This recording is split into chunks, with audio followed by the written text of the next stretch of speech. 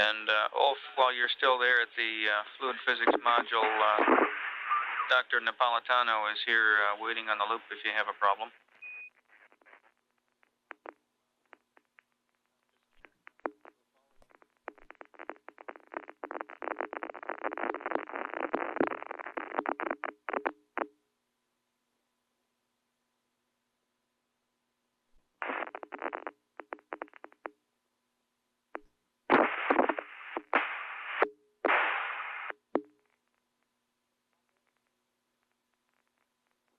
Okay, Chuck, let me quickly copy. Intermittently, Ulf, try again. Do you read me? Loud and clear, how me? Okay, Chuck, read you okay. When I was doing the steering of the fluid physics module to start from zero, the whole thing moved towards the rear plate, but for some reason okay, it's a little noisy in here. The drive for the front plate hit the viewing aid, which I installed on the left side of the fluid physics module. And because I was running with high speed, there was immediately an injection of at least 5 or maybe even 10 cubic centimeters of oil. Took me a amount of time to clean it, but I noticed also that in the 100 centistokes oil there were no traces visible. So I'm now set to do the same thing.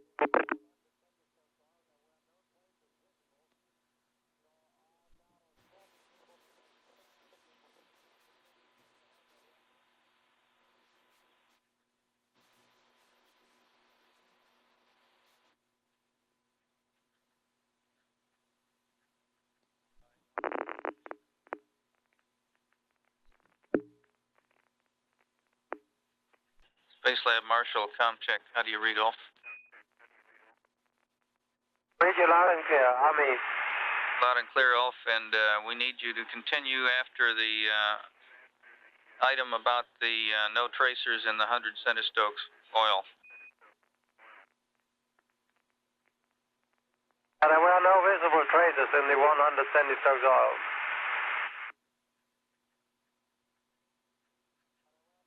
Okay, and you were about to tell us some action you took at that point.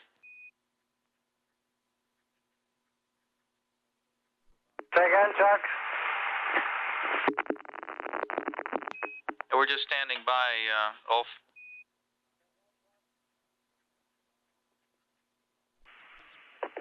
Space Lab Marshal, looks like we got the comm back, and got a note for Bob on your next 22 run. Okay, go ahead. Bob, in this run, we also want you to begin 30 seconds earlier, which would put the start time at 12 days, 50 minutes, and 30 seconds. Okay, copy that. Space Lab Marshal, you can ignore the 16 experiment power status message. Yep. Space Lab Marshal, we managed to inhibit the MSDR crew attention alarm that goes to the MSDR and thereby cut off the ringing in your ears, thinking that you might now have to look at the ops light, but we thought you'd prefer to have that than all the bell going off all the time. Roger that. By the way, we have an MHF stop here, and I don't understand why that happened. Copy. Stop code, Ulf. 321. Copy, 321.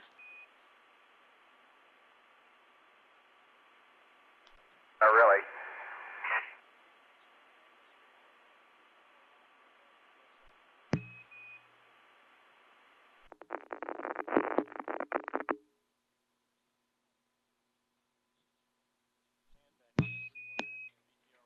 Space Lab, Houston.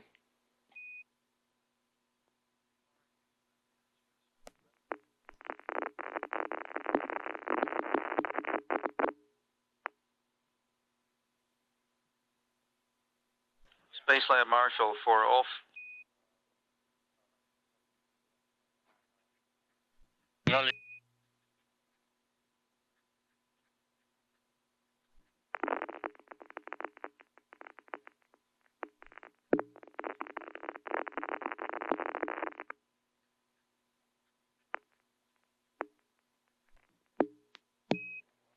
Space Lab, Houston.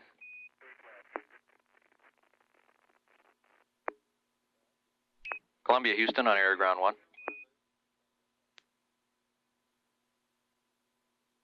Go ahead, you. Roger, I've got a message for both the orbiter and Space Lab if you're listening.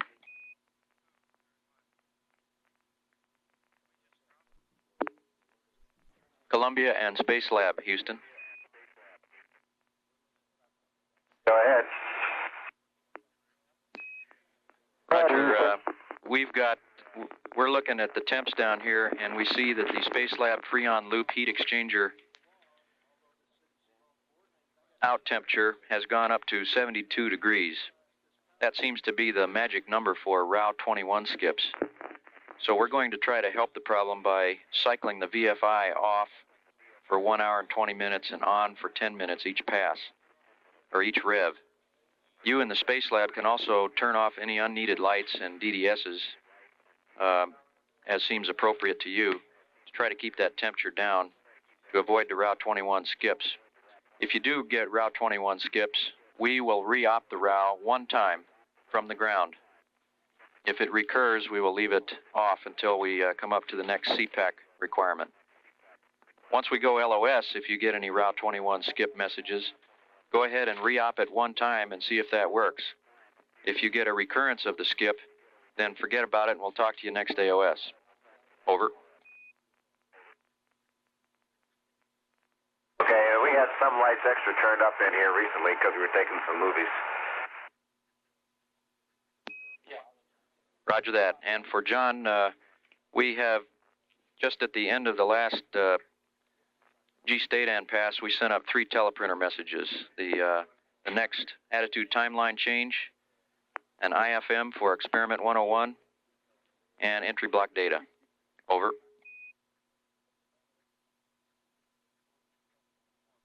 Nope, didn't. That's affirmative. Houston, please say again, over. Roger, John, we sent up an IFM for experiment 101 on the teleprinter, and that's for the Space Lab crew. We also sent up a attitude timeline change and entry block data at this last Bermuda pass. Over. Please repeat that. You're blocked out by UHF. There's an ATC channel that you get to listen to when you come over Europe. Roger, John, we sent up 3 teleprinter messages at Bermuda. Attitude timeline change, an IFM for experiment 101 that the Space Lab crew needs, and the latest entry block data. Over. Okay, I got it. Thank you now. Roger that. And no IFM for experiment 33, huh? Bob, that's in work. We're trying to expedite it. We'll get it to you as soon as we can.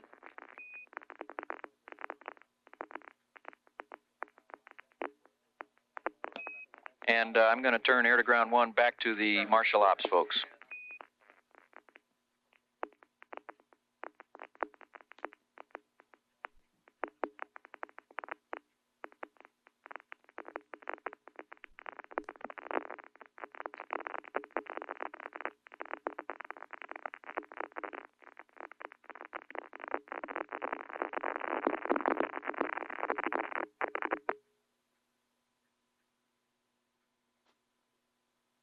Space Lab Marshall for Bob.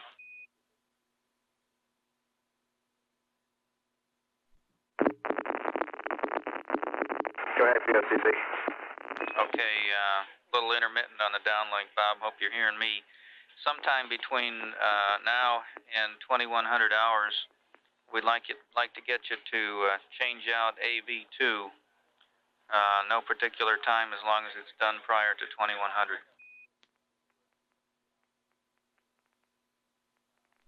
CC, go ahead. I'll copy now, Bob.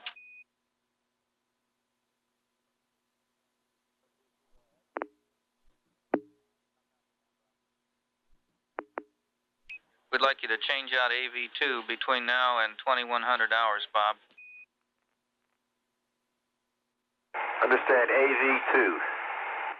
That's affirmed. Anytime before 2100. I was tempted to put my layout change out on that, but I didn't dare.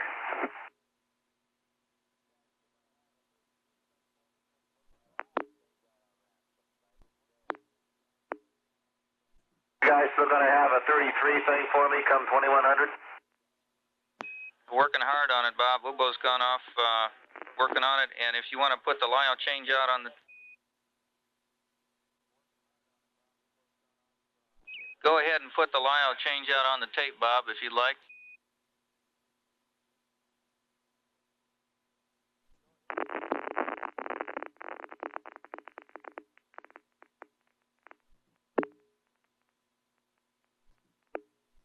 Space Lab Marshal, if you copy Bob, you can put the LIO change out on the tape.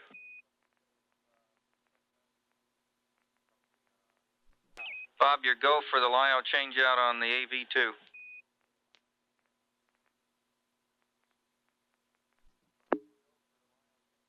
Space Lab Marshal, your go for the LIO change out on AV2.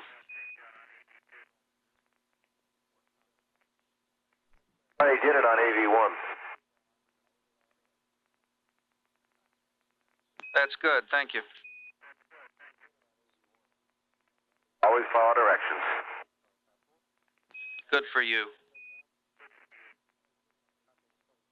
Or at least some of the time.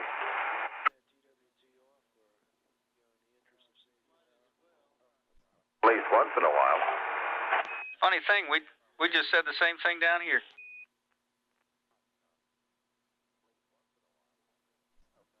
Go ahead.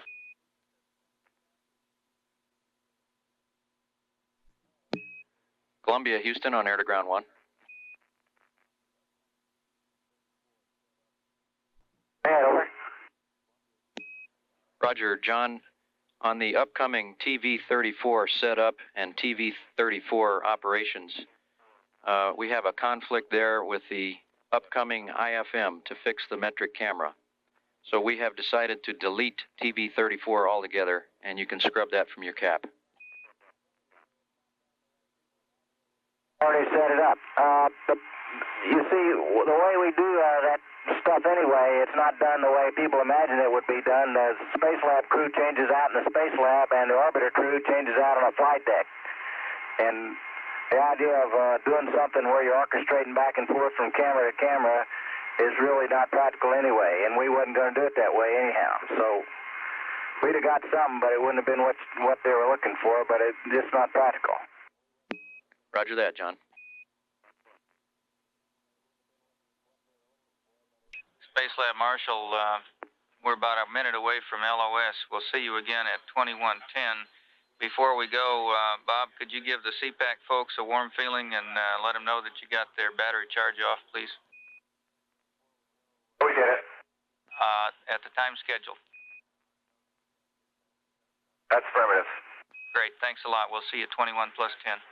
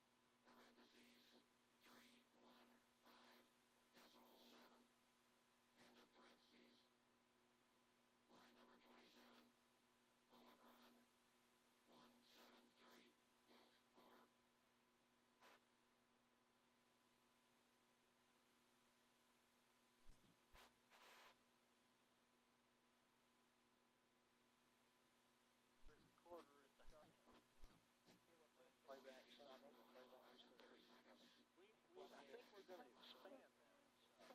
I hope somebody has sent an update out for that. But we think there's something rotten going on somewhere.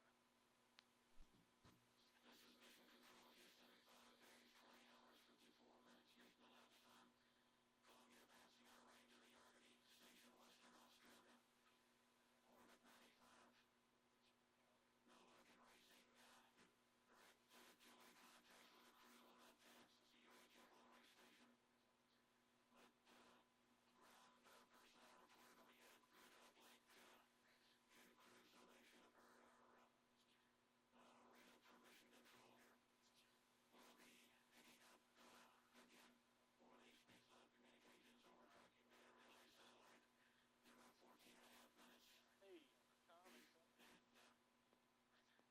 what kind of updates did Castle and them put in? Do they still have the HDRR format 29 funny listed, or if they expanded on it? We ought to see what I believe. Hey, Lee, I believe that Jay sent out 2 copies,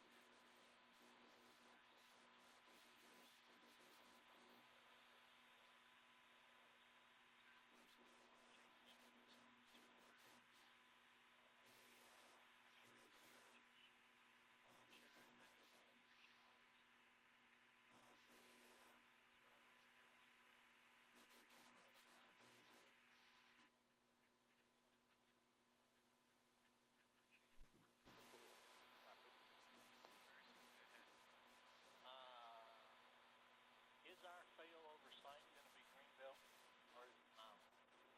Greenbelt. Okie dokie.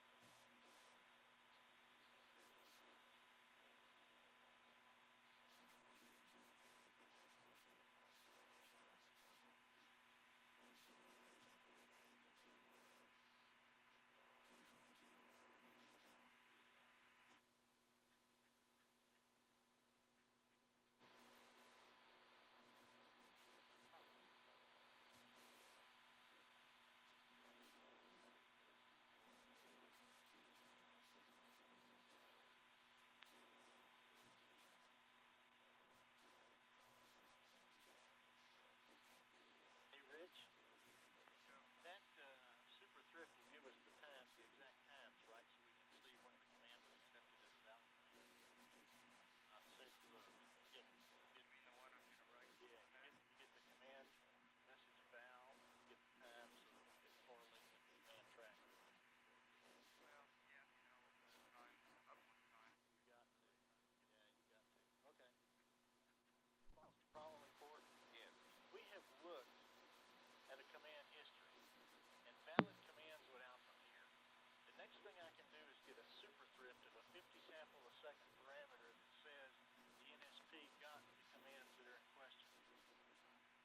But even if I do that and I show that it's good, like I expect I'm going to see, you could have taken a hit on the MDM line and caused what they saw. And I hate to waste our resources chasing a ghost for one command money for 6 days. And if they want to do it, we'll write a super thrift and get that and see what we see. And Space Lab, this is Marshall Ops for Bob. STS-9. Yes, Bob, we have here a quite lengthy procedure for you to work on the experiment 33. We're not able to link it up in time. In about half an hour, the procedure will probably get up. If you're ready to copy, I will talk you through. That doesn't sound to me like that's going to work out. Well, it took me 10 minutes to talk Joe Engel through, and if we get 10 minutes now, we probably can do it too.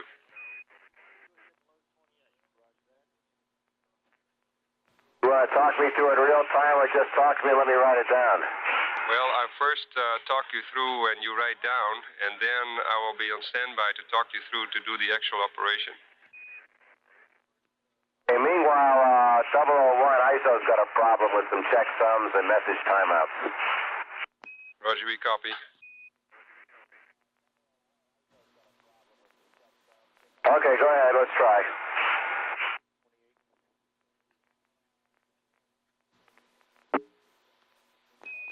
Okay, Bob.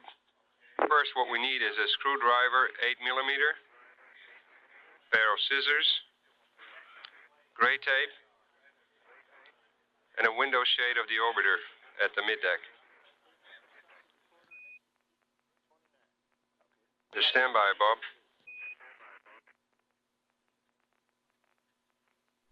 Okay, Bob, what we want to do is we want to get the film out of the magazine and use the middle sleep bunk as a dark room.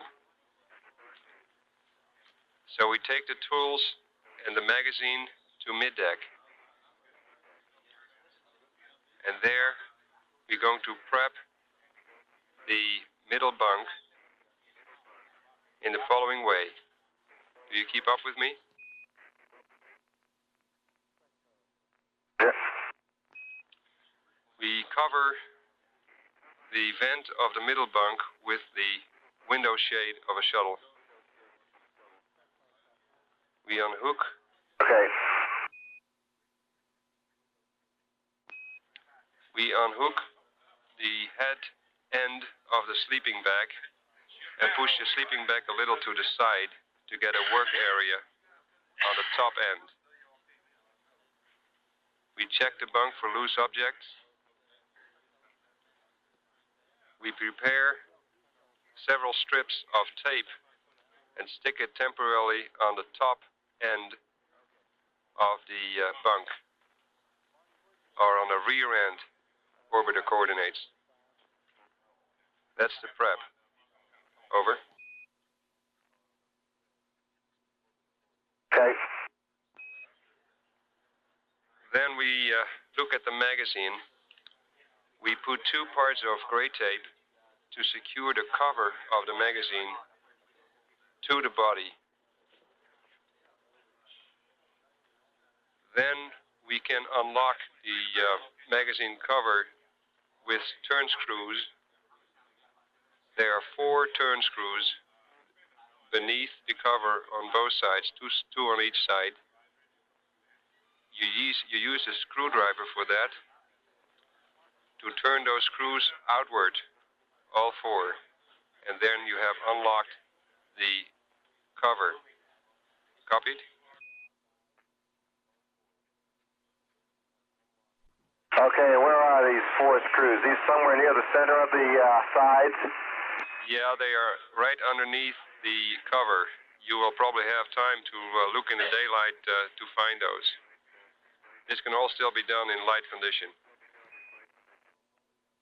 I mean, well, there's lots of screws on the cover.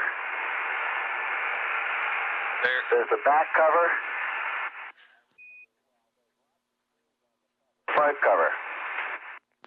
Well, I talk now about the big metal cover which covers the back of the magazine, through which normally the film is put into the camera magazine. Okay, on that cover, on that back cover, I see any number of little holes that may have screws in them. I don't know. Okay. I see one at the forward end. Say again? Let me describe. If you look at the side of the magazine, you see the black and white wheels. And if you go from the black and white wheels towards that metal cover, to a little bit to the side, you will find a little detented screw, which a large screwdriver will fit into, which you have to rotate. Okay, wait, start that all over again. Okay, you're talking about the very large things with red dots beside them. Exactly. Okay, gotcha. Very large screwdriver. Okay. Right. Okay, then we're going to place the magazine in the bunk in lengthways, about 3 inches clear of the back wall. We use some tape to tape it down for reference. Here we want to have the supply spool end forward towards the nose of the shuttle. Pipe spool forward in the orbiter. Exactly. And then we want to minimize the lights in the middeck and the airlock and get you in the bunk with your knees to the floor and your back to the ceiling such that you can position yourself by pressing your knees. Over. Roger. Then you close the bunk door, wait about a minute or 3 to get dark adapted and check the light penetration, if that's all there is. Small light leaks are okay. Then you remove the cover by taking the tape off. Check you have the tape on the cover, not on the magazine. Over. Say that again. Remove then the cover and be sure that the gray tape is with the cover if you take it off. Over. Okay. Okay, got you. Then you check the film status on the spools. The supply spool will be closest to you. The take-up spool will be furthest away. Then furthest away from you. Say again. Okay, you want me to partially remove the supply spool, correct? Negative, not remove it, but just try to move or look at it or feel with your fingers whether we have a jam or lots of film or so. Right. Then we want you to locate the locking bar.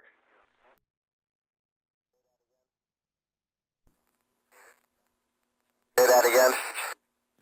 Remove then the cover and be sure that the gray tape is with the cover if you take it off. Over. Okay. Okay, got you. Then you check the film status on the spools. The supply spool will be closest to you. The take-up spool will be furthest away. Then furthest away from you. Say again. Okay, you want me to partially remove the supply spool, correct?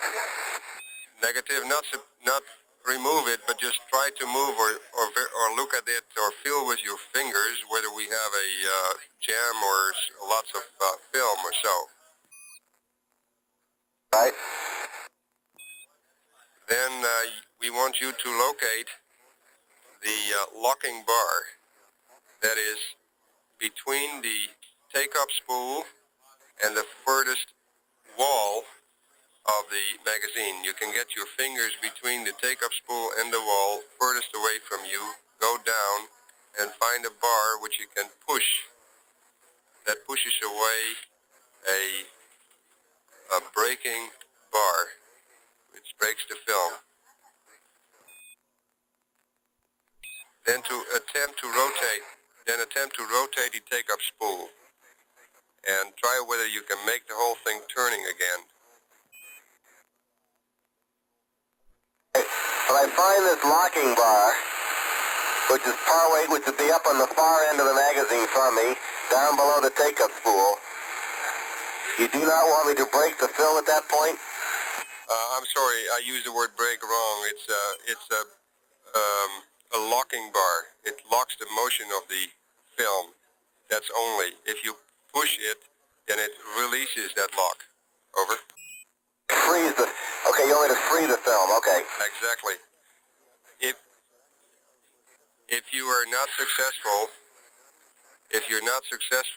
then we want you to take the film out, and I'm going to tell you how to do that.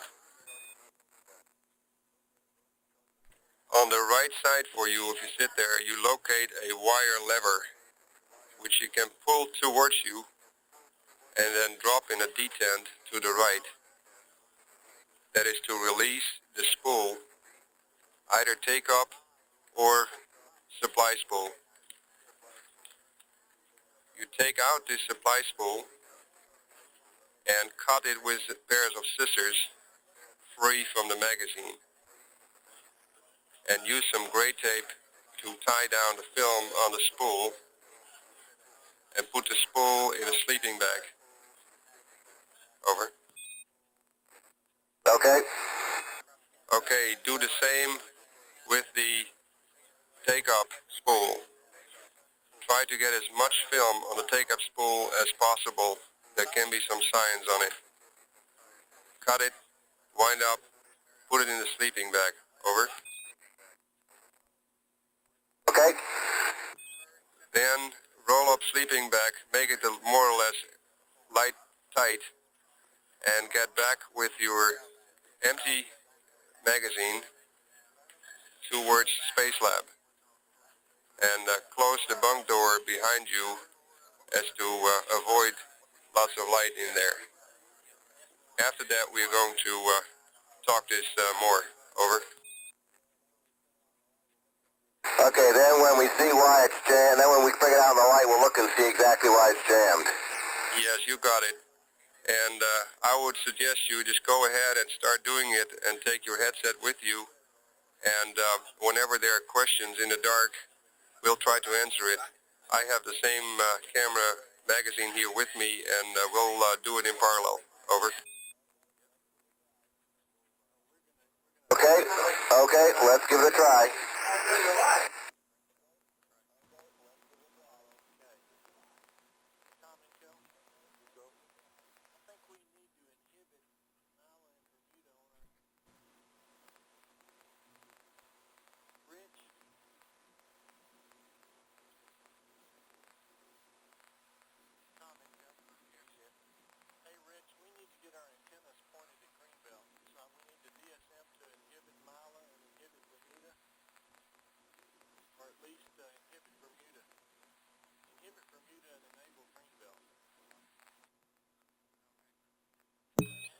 Space Lab Marshal for Ulf.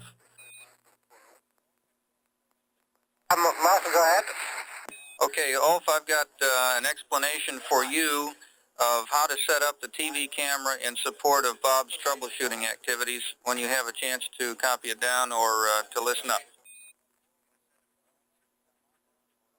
Okay, wait a second, we'll pick a pencil. Okay, I'm standing by. Okay, Chuck, go ahead.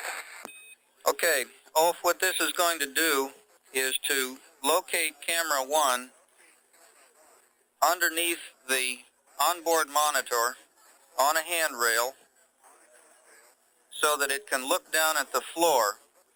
We will ask Bob to place the camera on the floor. That's the 33 camera. And TVC1 will then be able to view the inside of the camera, so those of us on the ground who want to look and look at whatever Bob finds can see it. Yeah, it's the magazine, Ulf. Okay. First of all, we need to make sure that lights 6, 8, and 9 are on.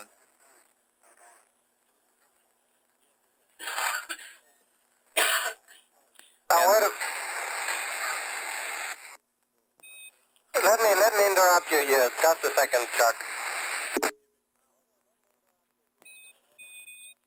Standing by. Okay, Chuck. I think I should go over to Epi and run Epi right now. Isn't that true? Stand by. Well, that's an ephemeris update. I can do that also later. That's affirmative. Okay, then go ahead. Okay. Just to repeat, we need lights 6, 8, and 9. We'd like to set up the camera about 4 feet off the floor, looking at the floor. We'd like you to focus on the floor, maximum zoom in. And we need to use the color lens assembly, so you'll have to get that and install it. Stowage location, Lima, 7 November. Okay.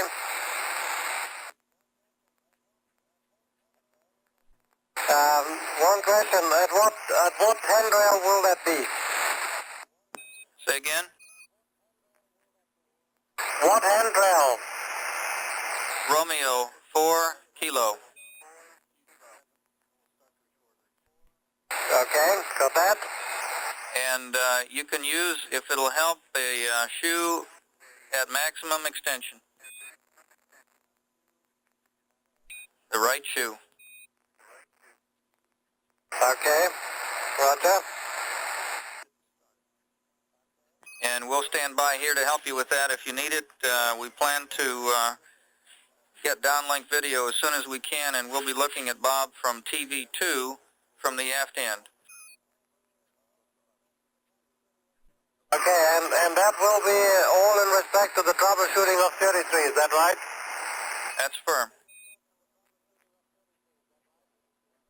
Okay, TV2 is already TV2 is already in the aft cone, or basically there, and I'll set you up TV1 then.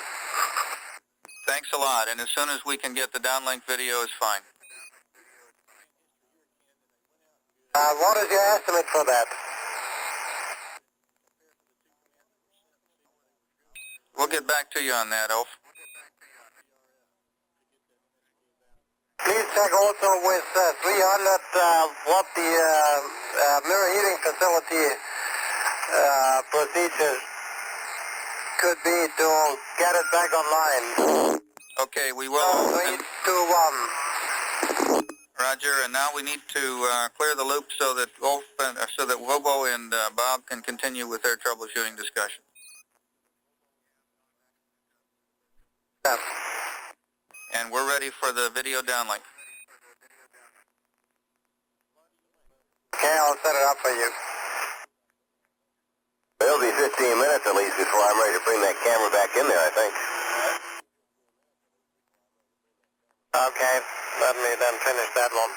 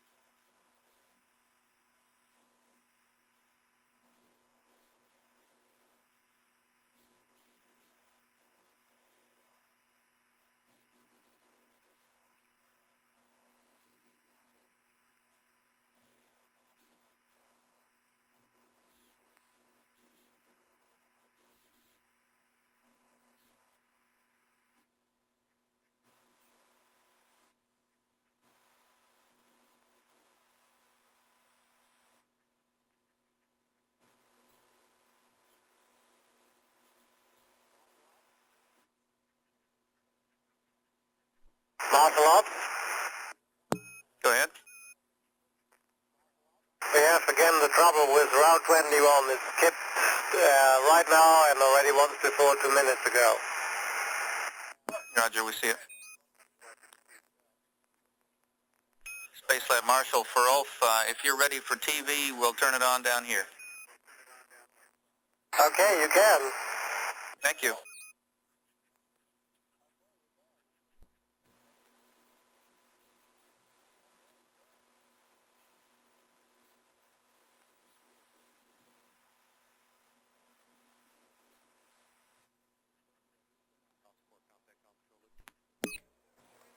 Columbia, Houston on air to ground 1.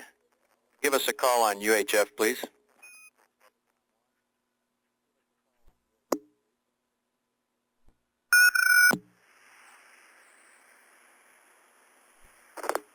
Houston, Columbia on air to ground 1, over.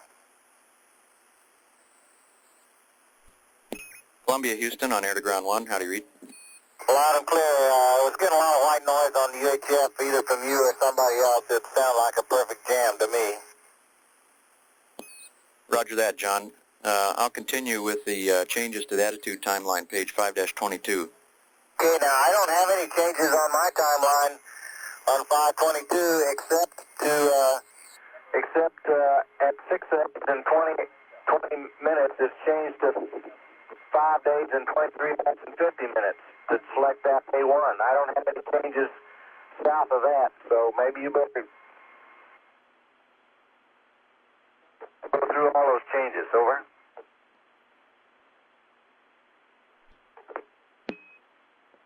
Roger, John.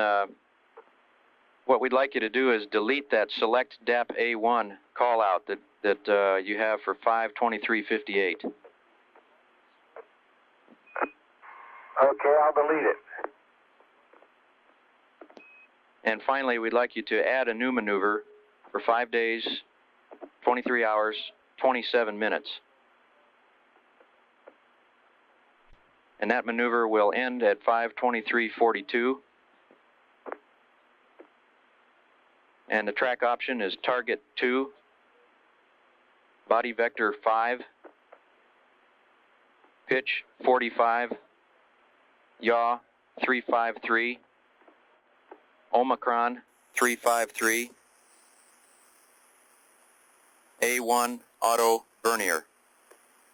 Rationale for this change is that we're swapping an AEPI attitude for a Faust attitude at payload's request. Over. Okay, now I've got through 5 days, 23 hours, and 42 minutes. What I do after that, over? Roger, then you'll pick it up from there with a normal timeline that you've got on page 5-22. Okay, so the 6 hours and 20 minutes timeline is the same as before? That's affirmative. Okay, fine.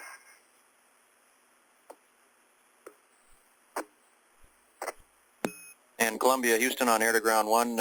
John got some more words for you on 5-22. Columbia, Houston, on air to ground 1. Go ahead, over. Roger. John, after incorporation of message number 90, the first page of that message makes 2 more changes to page 5-22 of the attitude timeline. You mentioned you didn't have any other changes down to the bottom of the page, but we show that That's not true. Whoa. I got 6 hours and 56 minutes, select DAP A1, and then do that maneuver at 6:56, 322, 244, 348 and a half. Roger, we concur with that. Okay. And one more thing for you, John, on cryo management. Cryo management. Okay, go. Yes, sir. We'd like you, on panel R1, we'd like you to turn the cryo H2 tank 3 heaters 2 to off. And that the reason for that is for better balance of the cryo H2 among the tanks 1, 2, and 3. Over. Okay, turn the H2 tank tank 3 heaters to off on H2. Roger, and after you've done that, we think your configuration should be O2 tanks 1 and 2 to auto, and H2 tanks 1 and 2 to auto, and all the other tank heaters off. Well,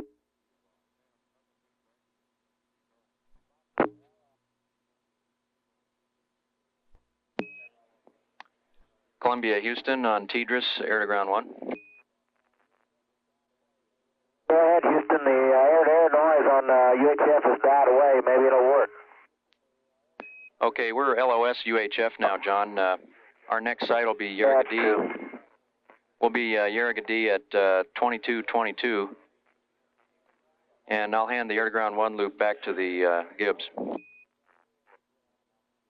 Okay, this flight planning system we got here is sort of imperfect right now, and so every so often we may have to call down and find out what was really meant by something, so don't let nobody get upset by it. Roger that. And Space Lab for Bob, we have air-to-ground back, so if you have any questions, go ahead. I currently have the camera open, and as anyone who's ever unjammed the magazine might well imagine, there's yards and yards and yards of film all sort of doubled up on itself here. But I have a feeling I may just be able to start the thing turning once I get it all spooled out. Well, that sounds very good, Bob. Of course, it would be the best if you can manage to do it without having to go back to Space Lab. Over. Stand by 30. And Space Lab for Ulf, there's a message 93 at the mid-deck for 33 procedures. If you could pick those up and bring them back to Space Lab, I would appreciate it. Hey, is that time critical and urgent, Bobo? More or less, Ulf, that are the procedures which Bob would need for more work if necessary. Over. Hey, and as you might see over the television, the video system is set up for him. I'll check for the message. Thanks very much. We don't know yet whether we need it. Ulf, Bob is still in the darkroom.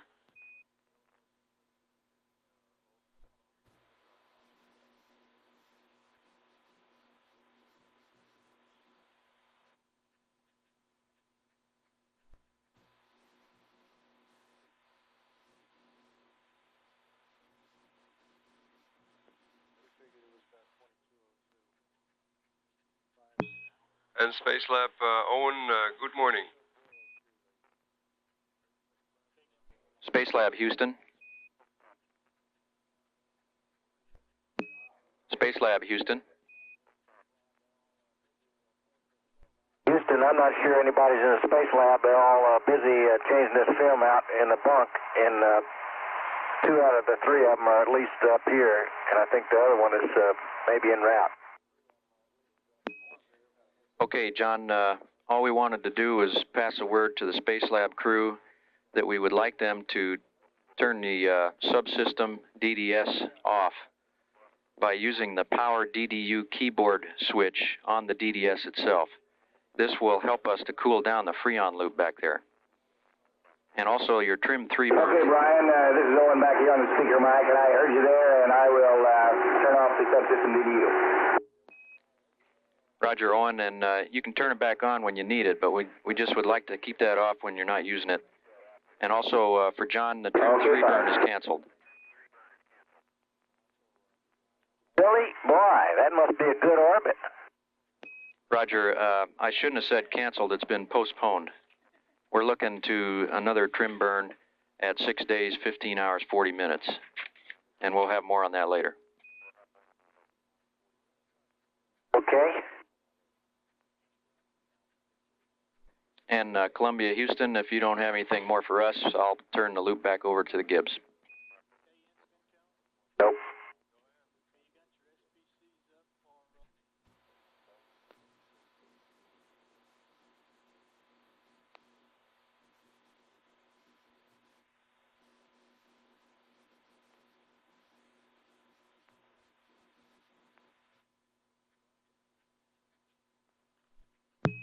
And Space Lab for Bob, if you have a second to listen. Hello? Hey, Bobo? Yes, go ahead. We have message 97. Okay, all stand by. I just wondered whether Bob had just a second to listen. Yeah, but I'm trying very hard at the moment to keep from having to cut the film. I've got the take-up reel out, but there's a jam deeper within the magazine which I haven't figured out a way of working around yet. Okay, Bob, you know about the, you found the bar to release the brake? Found the bar, but it doesn't seem to be releasing anything. No. Okay, if you push,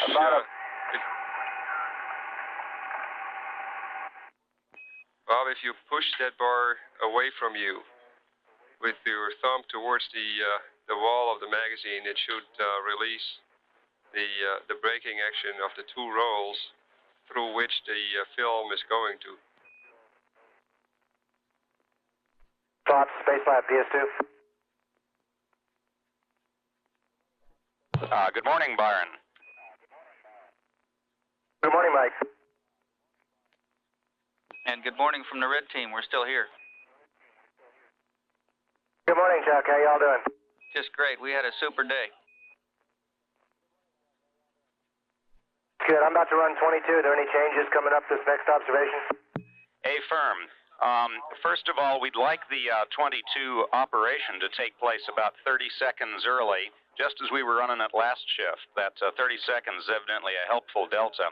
And the second note, which we just got from the 22 ops team, is that they'd like you to power the whole experiment off at the end of the next exposure. That is to say, about 22 hours and 30 minutes. That's for some thermal conditioning. They'd like it to run a little cooler than it presently is. Okay, Wilco.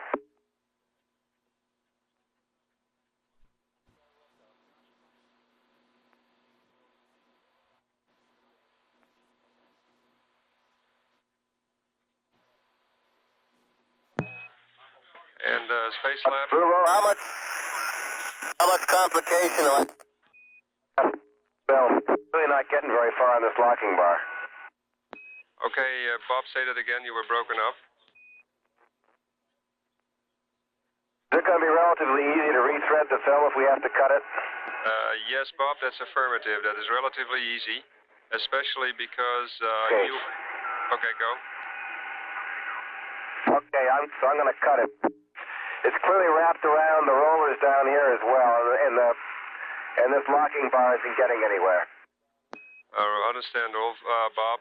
Just cut it and tape it back to the spools and put it in the sleeping bag such that you can go with the empty magazine towards a lighted area to look at it.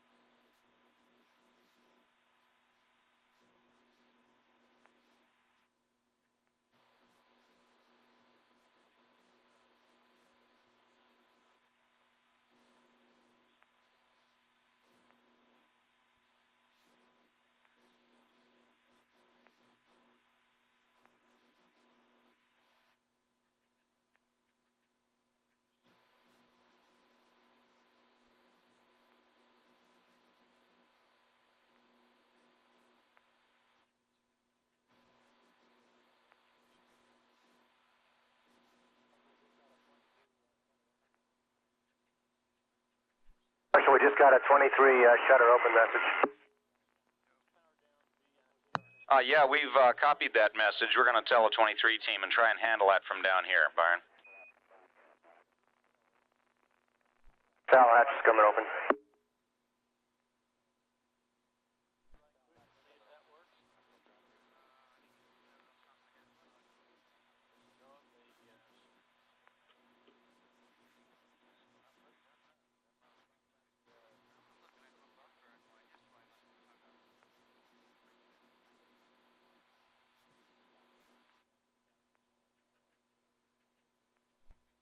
And Spacelab, be advised we're going LOS in about 30 seconds. Good morning to you guys.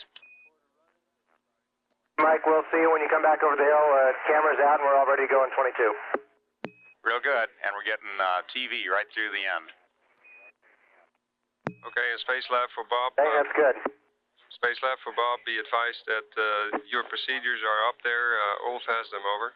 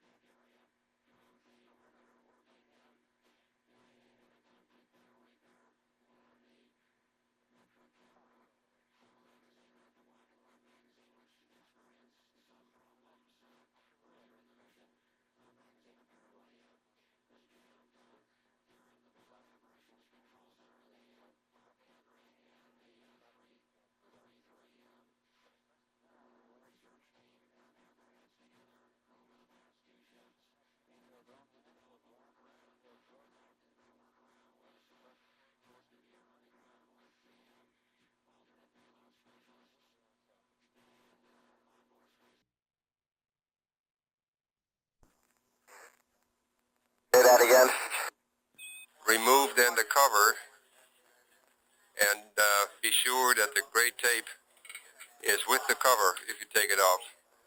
Over. Okay. Okay, got you. Then you check the film status on the spools. The supply spool will be closest to you. The take-up spool will be furthest away. Then furthest away from you. Say again. Okay, you want me to partially remove the supply spool, correct? Negative, not remove it, but just try to move or look at it or feel with your fingers whether we have a jam or lots of film or so. Right. Then we want you to locate the locking bar that is between the take-up spool and the furthest wall of the magazine. You can get your fingers between the take-up spool and the wall furthest away from you, go down and find a bar which you can push, that pushes away a breaking bar, which breaks the film. Then attempt to rotate the take-up spool and try whether you can make the whole thing turning again. When I find this locking bar, which would be up on the far end of the magazine from me, down below the take-up spool, you do not want me to break the fill at that point? I'm sorry, I used the word break wrong. It's a locking bar. It locks the motion of the film. That's only. If you push it, then it releases that lock. Over. Freeze the... Okay, you want me to free the film, okay. Exactly. If you are not successful, then we want you to take the film out, and I'm going to tell you how to do that. On the right side for you, if you sit there, you locate a wire lever, which you can pull towards you, and then drop in a detent to the right. That is to release the spool, either take up or supply spool. You take out the supply spool and cut it with pairs of scissors free from the magazine, and use some gray tape to tie down the film on the spool and put the spool in a sleeping bag. Over. Okay. Okay, do the same with the take-up spool. Try to get as much film on the take-up spool as possible. There can be some signs on it. Cut it, wind up, put it in the sleeping bag. Over. Okay. Then roll up sleeping bag, make it more or less light tight, and get back with your empty magazine towards Space Lab, and close the bunk door behind you as to avoid lots of light in there. After that, we are going to talk this more. Over. Okay, then when we see why it's jammed, then when we figure it out in the light, we'll look and see exactly why it's jammed. Yes, you got it. And I would suggest you just go ahead and start doing it and take your headset with you. And whenever there are questions in the dark, we'll try to answer it. I have the same camera magazine here with me, and we'll do it in parallel. Over. Okay, okay, let's give it a try.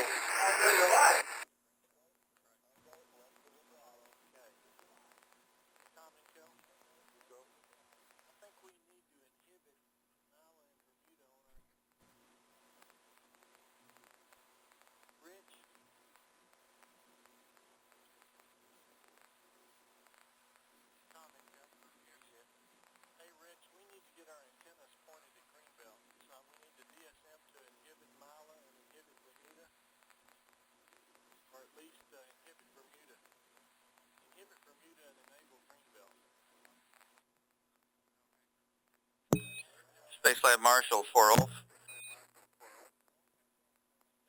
Marshal, go ahead. Okay, Ulf, I've got an explanation for you of how to set up the TV camera in support of Bob's troubleshooting activities when you have a chance to copy it down or to listen up. Okay, wait a second. We'll pick a pencil. Okay, I'm standing by. Okay, Chuck, go ahead. Okay, Ulf, what this is going to do is to locate camera 1 underneath the onboard monitor on a handrail so that it can look down at the floor. We will ask Bob to place the camera on the floor. That's the 33 camera. And TVC-1 will then be able to view the inside of the camera, so those of us on the ground who want to look and look at whatever Bob finds can see it. Yeah, it's the magazine, Ulf. Okay. First of all, we need to make sure that lights 6, 8, and 9 are on.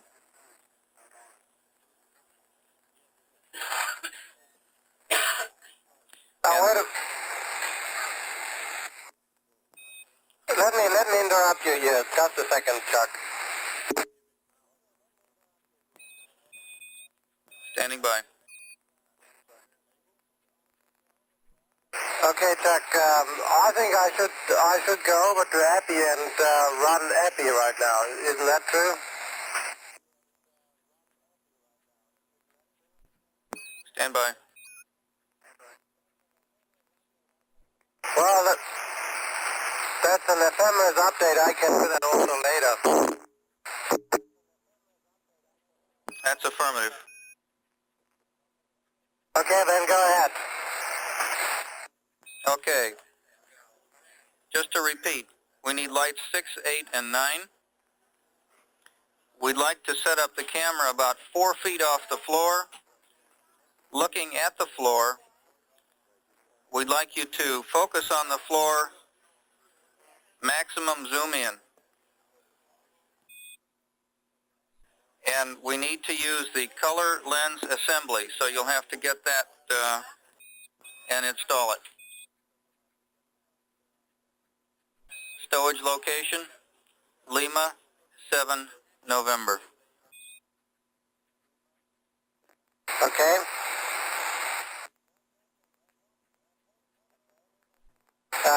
One question. At what handrail will that be?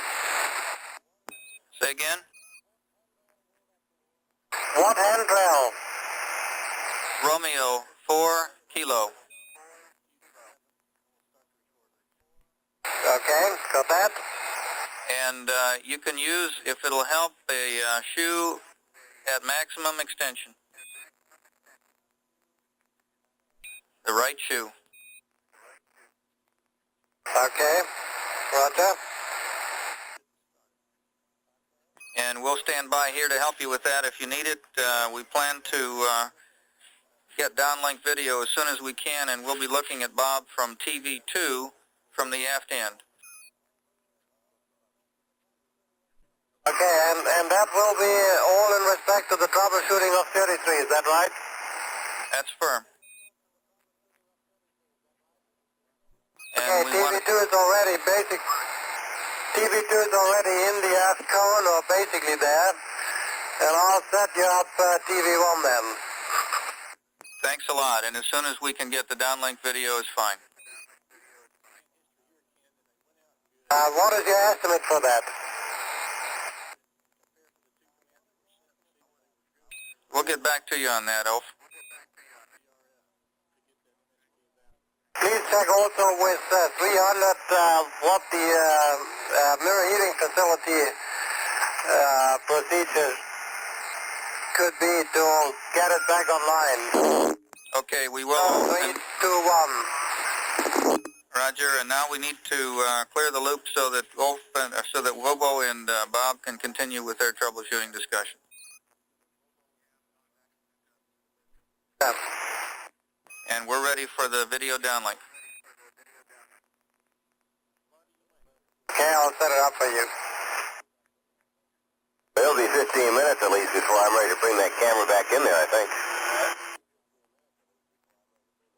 Okay, let me then finish that one.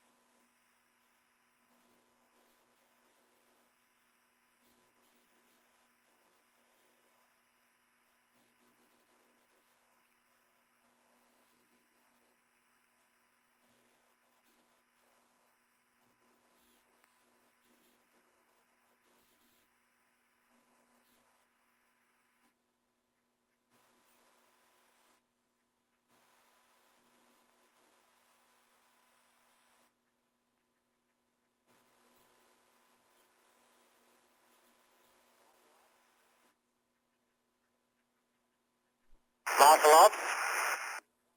Go ahead. Yes, again, the trouble with Route 21 is skipped right now and already once before 2 minutes ago. Roger, we see it. Space Lab Marshal for Ulf, if you're ready for TV, we'll turn it on down here. Okay, you can. Thank you.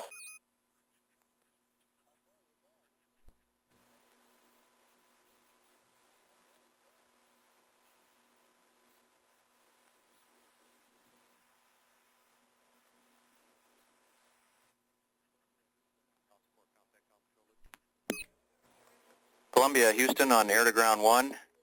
Give us a call on UHF, please.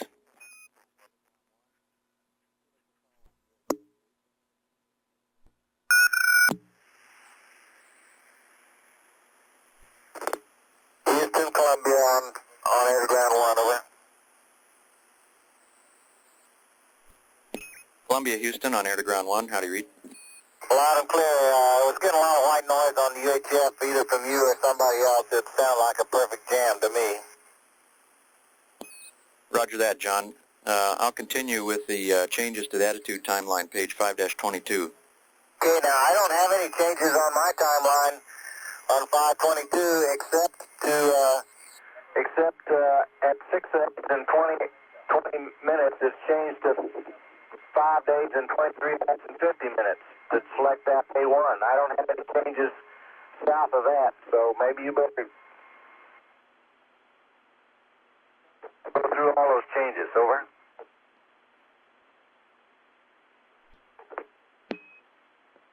Roger, John. What we'd like you to do is delete that select DAP A1 call out that you have for 5:23:58. Okay, I'll delete it. And finally, we'd like you to add a new maneuver for 5 days, 23 hours, 27 minutes. And that maneuver will end at 5:23:42. And the track option is target 2, body vector 5, pitch 45, yaw 353, Omicron 353,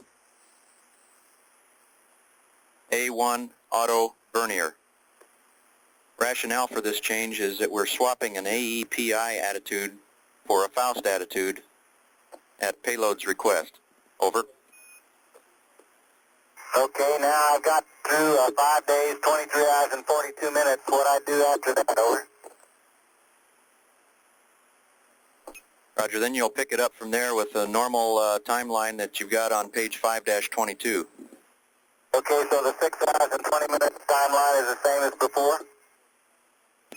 That's affirmative. Okay, fine.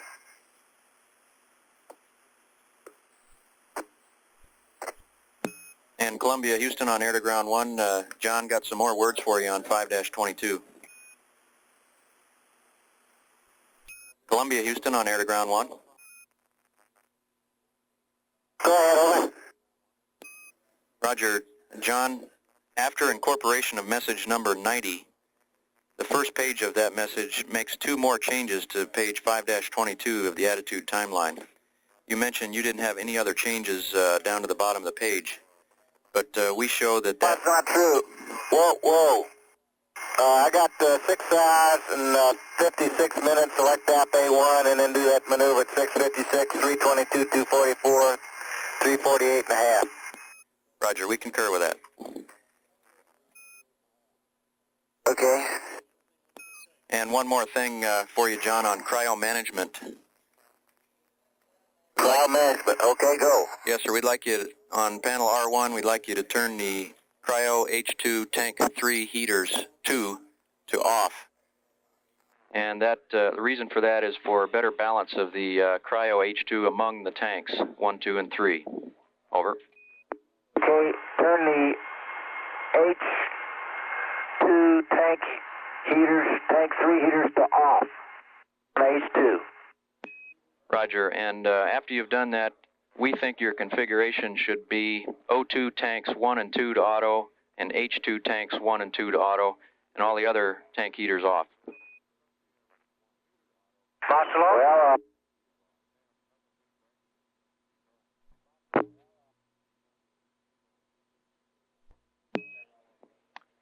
Columbia, Houston on TDRS, air to ground 1.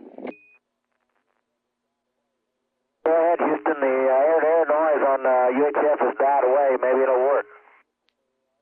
Okay, we're LOS UHF now, John. Our next site will be That's Yerrigadee. true. We'll be Yerrigadee at 2222. And I'll hand the air to ground 1 loop back to the Gibbs. Okay, this flight planning system we got here is sort of imperfect right now, and so every so often we may have to call down and find out what was really meant by something, so don't nobody get upset by it. Roger that. And Space Lab for Bob, we have air to ground back, so if you have any questions, go ahead. I currently have the camera open, and as anyone who's ever enjoyed the magazine might well imagine, there's yards and yards and yards of film all sort of doubled up on itself here. But I have a feeling I may just be able to start the thing turning once I get it all spooled out. Well, that sounds very good, Bob. Of course, it would be the best if you can manage to do it without having to go back to Space Lab.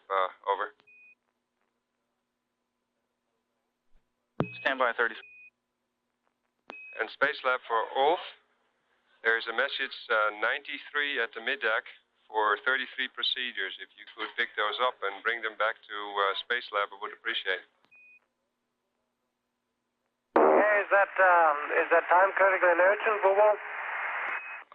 More or less, Ulf, that are the procedures which Bob would need for more work if necessary. Over.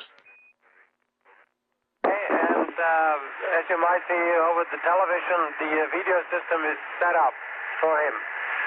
I'll check for the message. Thanks very much. We don't know yet whether we need it. Ulf, Bob is still in the darkroom.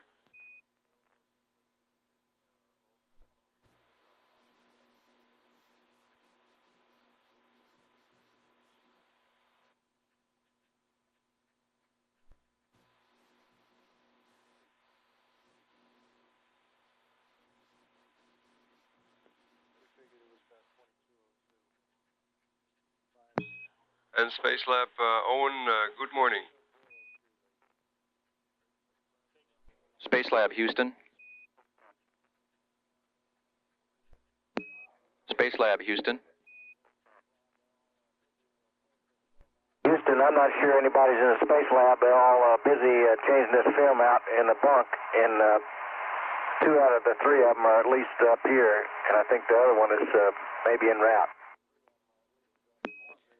Okay, John, all we wanted to do was pass a word to the Space Lab crew that we would like them to turn the subsystem DDS off by using the power DDU keyboard switch on the DDS itself. This will help us to cool down the Freon loop back there. And also your trim 3 booth. Okay, Brian, this is Owen back here on the speaker mic, and I heard you there, and I will turn off the subsystem DDU. Roger, Owen, and you can turn it back on when you need it, but we just would like to keep that off when you're not using it. And also, for John, the trim 3 burn is canceled. Billy, boy, that must be a good orbit. Roger, I shouldn't have said canceled. It's been postponed. We're looking to another trim burn at 6 days, 15 hours, 40 minutes. And we'll have more on that later. Okay.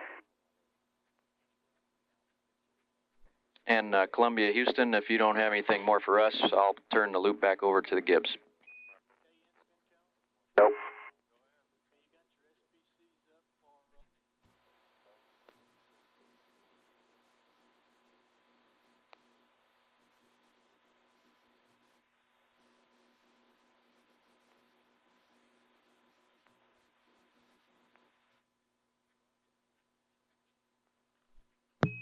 And Space Lab for Bob, if you have a second to listen.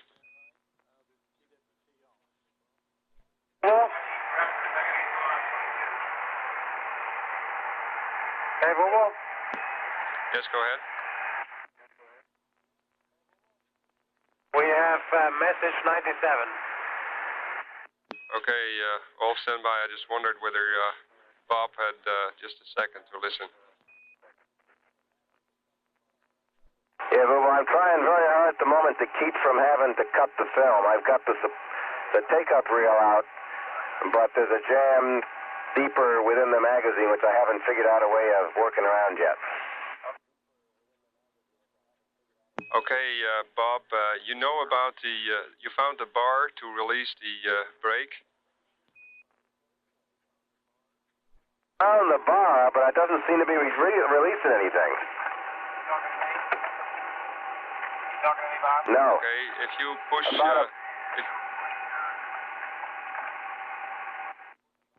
Bob, if you push that bar away from you with your thumb towards the wall of the magazine, it should release the braking action of the two rolls through which the film is going to. Thoughts, Space Lab PS2?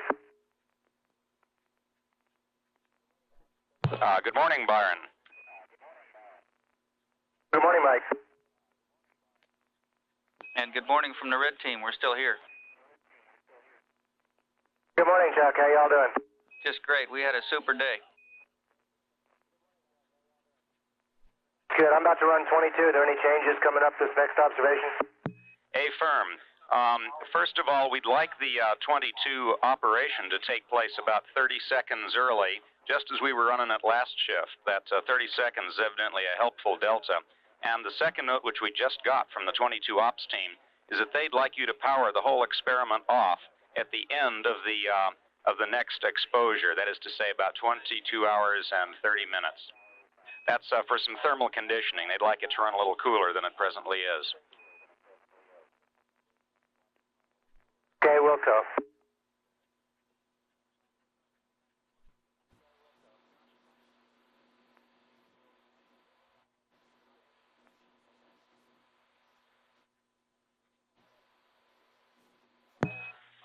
And Space Lab? How much complication?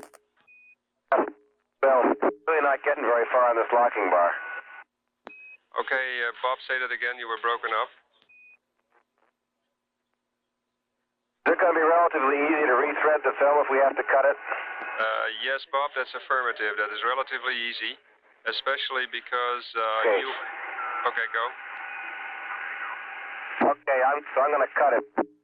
It's clearly wrapped around the rollers down here as well, and this locking bar isn't getting anywhere. Understandable, Bob. Just cut it and tape it back to the spools and put it in the sleeping bag such that you can go with the empty magazine towards a lighted area to look at it.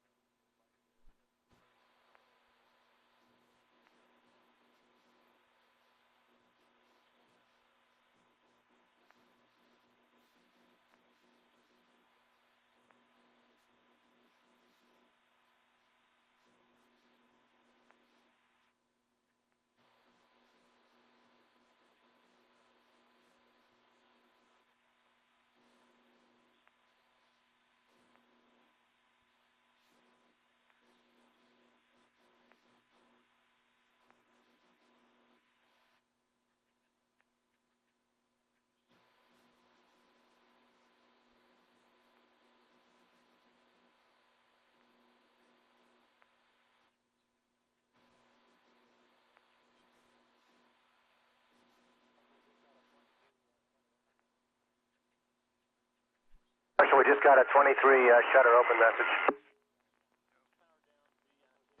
Yeah, we've copied that message. We're going to tell the 23 team and try and handle that from down here, Byron.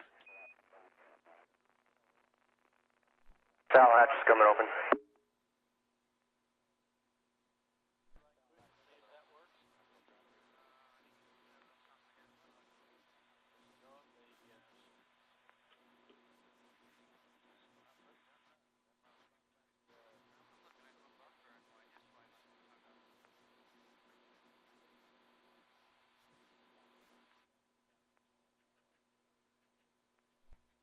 And Space Lab, be advised we're going LOS in about 30 seconds. Good morning to you guys. Mike, we'll see you when you come back over the hill. Camera's out and we're already going 22. Real good, and we're getting TV right through the end. Okay, and Space Lab for Bob. Hey, that's good. Space Lab for Bob, be advised that your procedures are up there. Ulf has them over.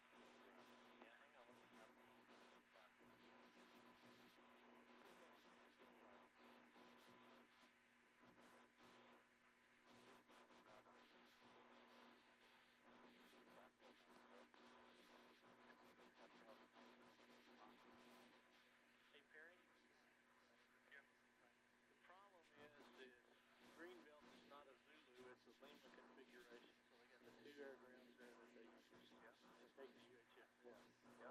What they didn't know was that we also wanted UHF in Island Bermuda. So all they had set up was 2 air ground 1, and a telephone. Okay, that really had nothing to do with telephone. No, it just had to do with, all they had was 2 lines at that time. They didn't realize we wanted UHF from Island Bermuda. So if we ever do something like this again, if we tell them in advance, they can bring up that other line to Mile and get the UHF there. And they can probably bring up another line and get the UHF from Bermuda too. We just need to make sure they understand that we're just going to use it.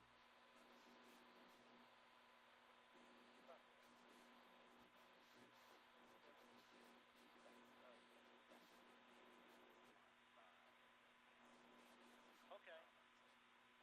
As long as the telephone messages got up, I think they're happy. And well, they had a couple more messages after they thought that it was saying stuff. Oh, they did? Or we could have set up for other stuff. Well, is our bailout site Mila coming up here? This red? Red. Red.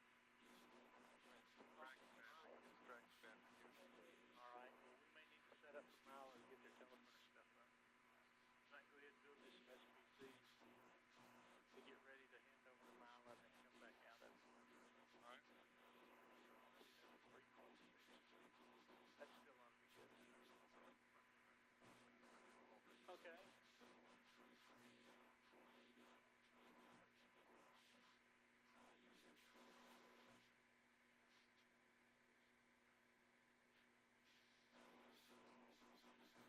Now they go in. Go ahead. Mile and Bermuda are both. That's all right. We'll take them both. Go ahead and build you some SPCs to get ready at T-Verse AOS in case they... We know they got some messages written like...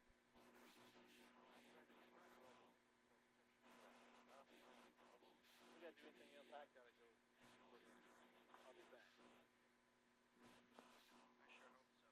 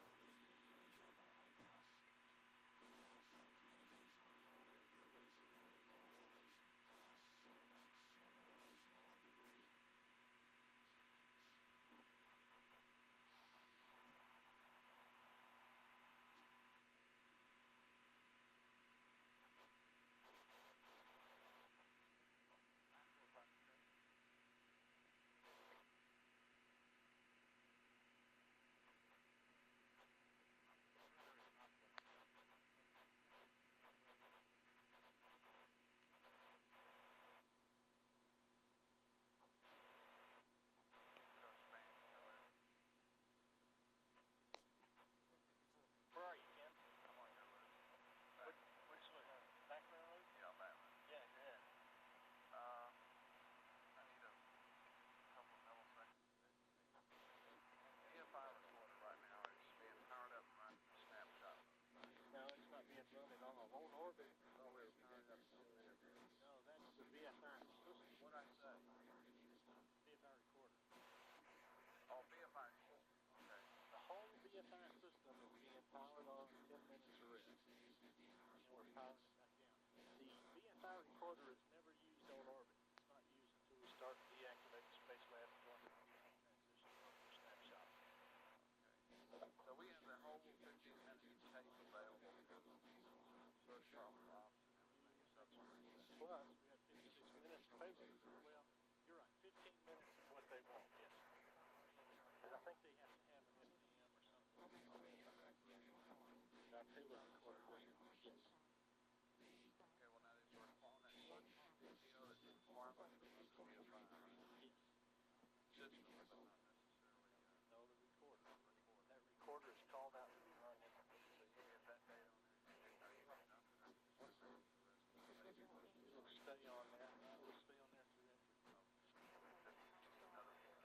Yeah, it's just a little quick data sample, as long as they don't leave it running. And we do plan to go ahead and nominally leave the payload recorder on and load a format in DHRM and back it up that way.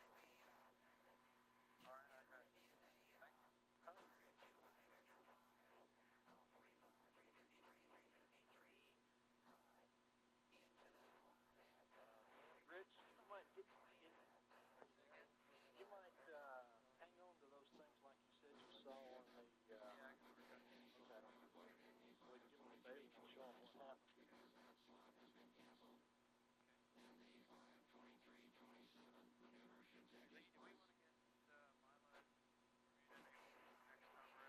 Yes, sir, we sure do. You want to do that at AOST?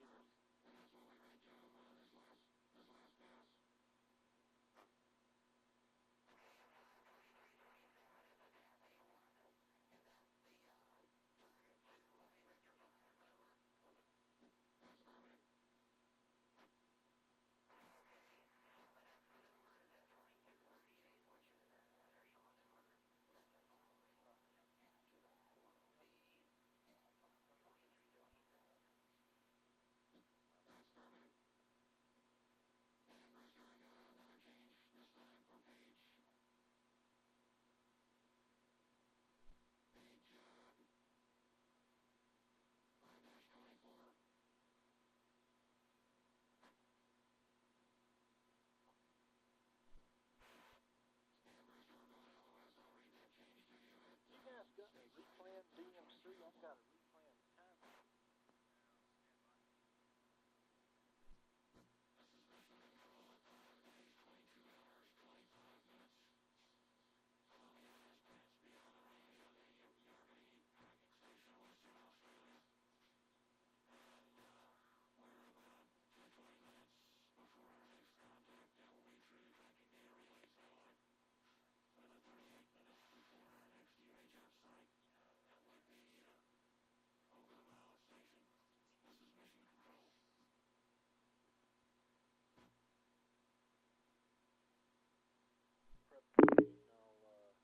execute it on your go.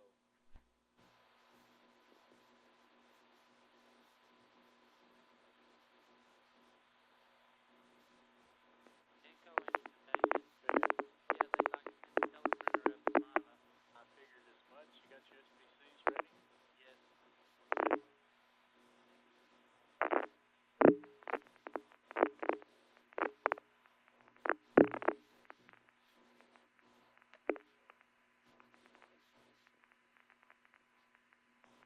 Well, let's have mod.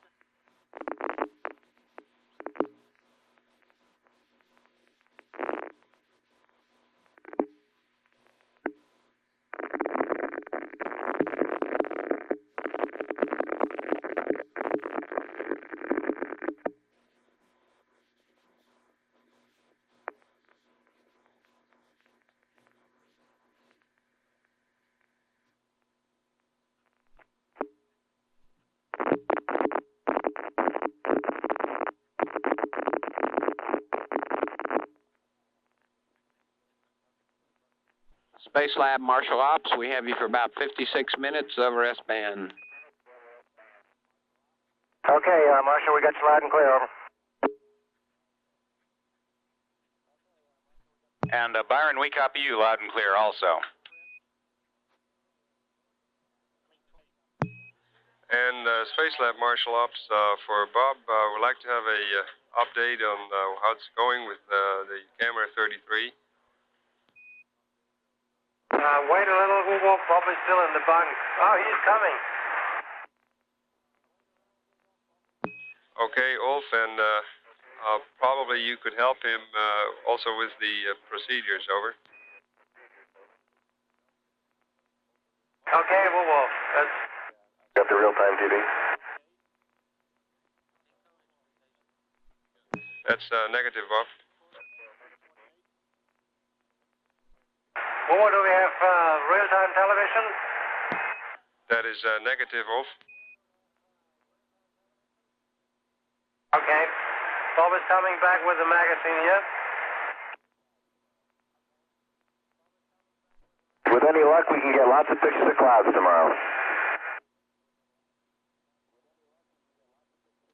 Real good, Bob. Yeah, maybe we'll get a lot of pictures of clouds tomorrow. What's the state of that magazine? Wubo and I and everybody here are anxious to hear how it went with that film replacement business.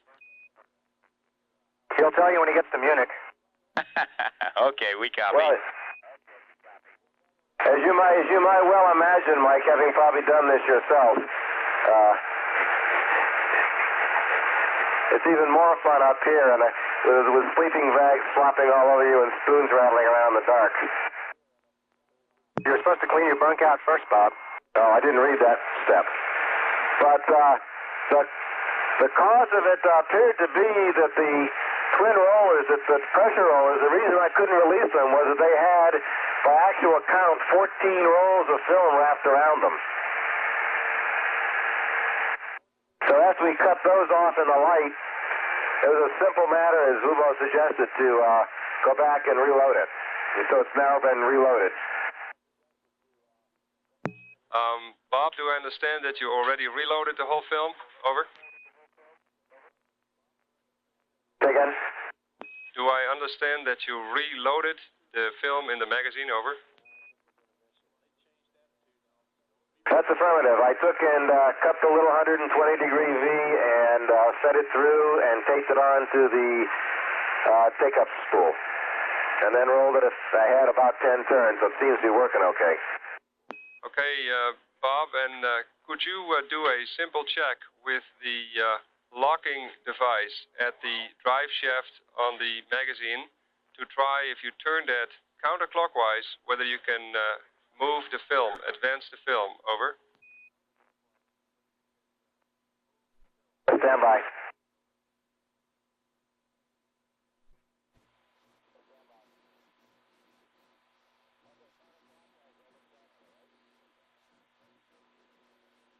Okay, counterclockwise, I look down on it, right? That's affirmative, and do it several times, Bob.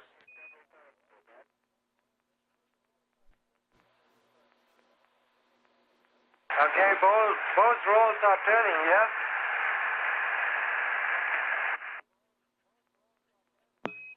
Okay, guys, I think you did a marvelous job there. You saved probably more than one half of the science of the metric camera.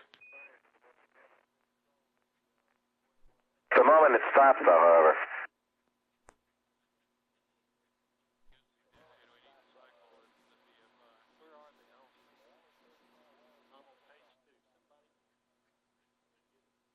It only turned far away and came up against a hard stop again.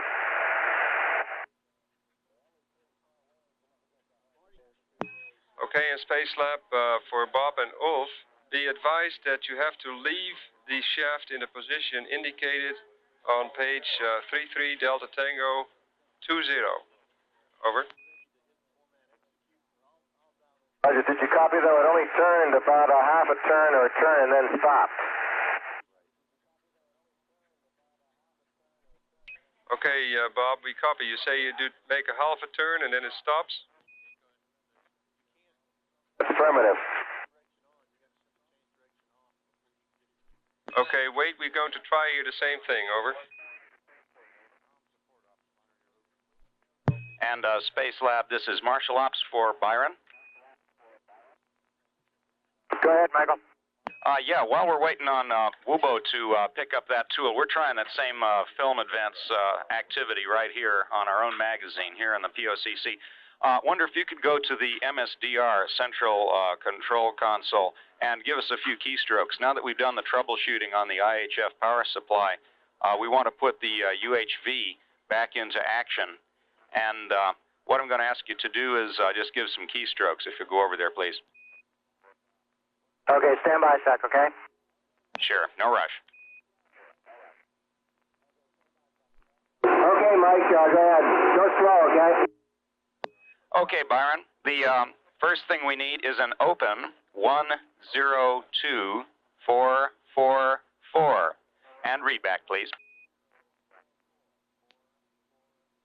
Okay, open 102444. That's what we want. Can you read back the line 8 and then give, when we verify it, ask you to give an enter?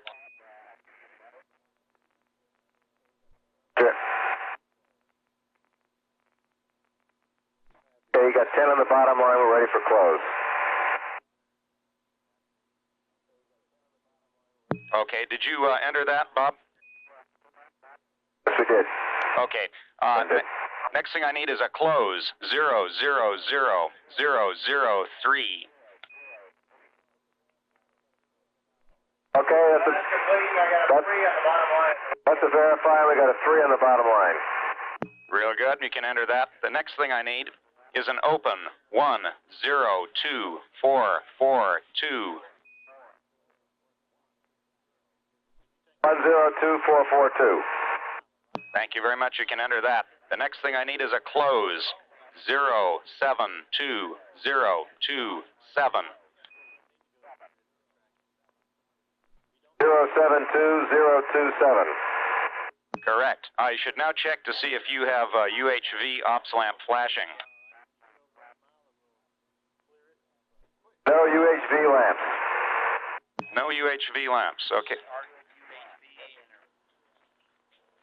Just a second, Bob. Okay, Bob. Next thing we need is a start UHV enter. Okay, start UHV enter. Ready ops. Hey, real good. We got an indication on our data flow that UHV is working. What's the status of the UHV ops lamp? Ready on. Hey, good. That agrees with our data. Thanks a lot, Bob.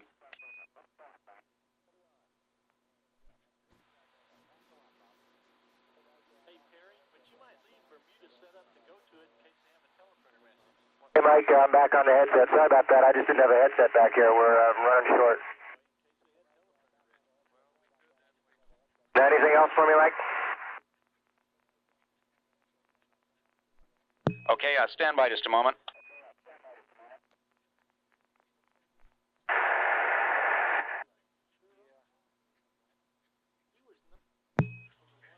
Space Lab, this is Marshall Ops for Bob. Roger, go ahead. Yes, Bob, we consider here that the best test would be to go ahead and put the magazine which you have now on the camera and just try it on the camera. Whether you can take us a series of pictures, about 10 would be sufficient. Just give it a try. Okay, do you want to do this manually with 33 alpha? This just a manual operation according to the little checklist on the camera. Okay, were you able to turn the film drive tool by hand down there easily? That's affirmative. However, I have a much bigger tool than you have out there, and the camera here is not fully loaded with a film. So we cannot really see whether you should be able to turn it. The camera, however, should be able to turn it. Over. Okay, we'll try that again. If Tony was turning and feeding through, I was just pushing on the take-up reel as long as I was holding the locking bar down, and it was certainly feeding off of the supply reel.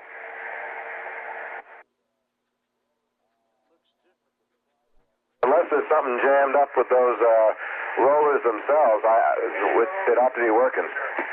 I understand, Bob. Marshall Ops, Space Lab. Go ahead, Byron.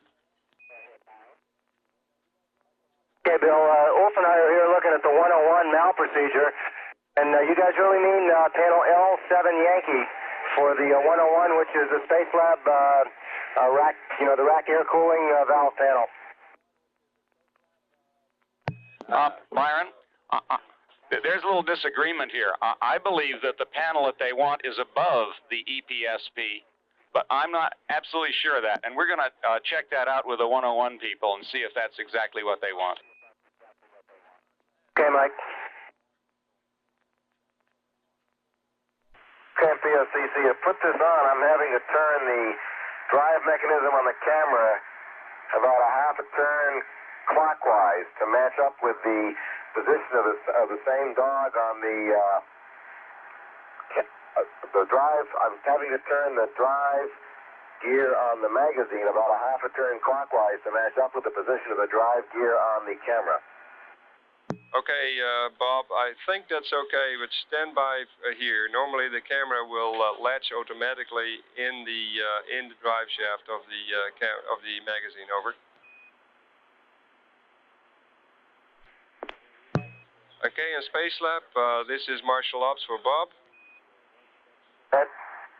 Okay, Bob, we got here the word from the size people that this should be okay. Just mount it on the camera and try to get it started. Okay, that's what we're trying to do.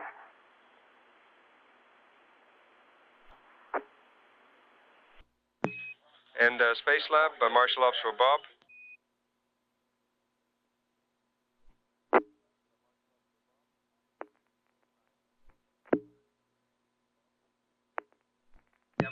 And Space Lab, Marshall Ops for Bob. And Space Lab Marshall Ops for Byron. Roger, go ahead, Bill. Bob's right in the middle of changing the film magazine. Go ahead, Bill. Yes, we understand. That readout on the TPR message is Lima 7 Yankee. That's where the sync signal comes for that video monitor. Okay, Lima 7 Yankee, that's the yellow panel down at the bottom, which has the rack air valves in it. That's right. We'll put it in work. And by the way, it's a Phillips head screwdriver, not a torque tool.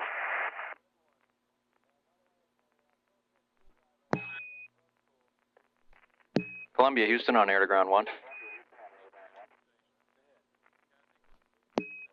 Columbia, Houston on air to ground 1.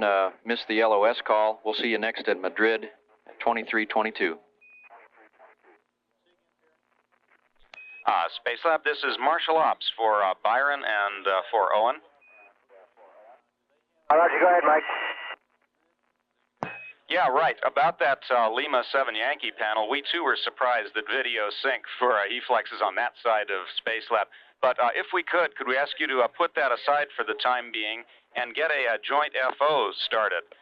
We've just learned in the last few minutes that we have come up to an attitude that will allow CPAC, Happy, and 20 to get a joint run in this upcoming nighttime pass, which is about 20 minutes from now. Roger, sure can. Hey, terrific. In that case, I'll suggest some items for your PCAPs. What I guess we'd like Owen to do is to get CPAC started, and we have a few notes for him. What we'll be doing on CPAC is doing a manual operation without an STL, and the appropriate page in your 02 flight data file will be checklist 4. In order to run this checklist, though, you'll need some inputs at step 2, and I can give you those times right now, Owen, if you're ready to copy. Okay, I'll go ahead and copy for Owen. Stand by 1 second, please. Sure will, Byron. Thanks a lot. FCOCC, takeoff reel is not running properly. Hey, that is good news. That sounds really good. How many pictures do you take? Negative is not running properly. Oh, it's not running. Is it not running at all? It's running very intermittently. The film supply reel runs properly, but the takeoff reel is running very intermittently, maybe once or twice out of 6 pictures. Okay, Bob. This should be running much faster than the supply reel. Okay. Stop the camera then, Bob. And I have these messages for Byron or Owen when they're ready to copy. Okay, we'll be with you just 1 sec, please. Real good. And if it's any help, it should be noted that the film cover red dot does not quite close properly on this magazine. Okay, Bob, we copied that one. And we have a question for you here. Can you look at the black and white disc of the take-up spool on the outside and jiggle with your fingers to make sure that it has latched correctly? If it has latched correctly, and when I turn it now, it is turning to take up film. Okay, Bob, just turn it so far that you can tighten up the film, over. And the space lab for Bob. Okay, it's now tightened up. Okay, Bob, and then you can try again to start the camera, over. Okay, Marshall Ops, Space Lab here, PS2, ready to copy. Real good, Byron. Here's some notes, first of all, on the upcoming CPAC run. The run is to be done using page checklist 4, which is manual ops without STL. The input that you're going to need at step 2 is the type message, which I can read to you now. It's type A. Just give me the... You ready to copy? Go ahead and give me the T0.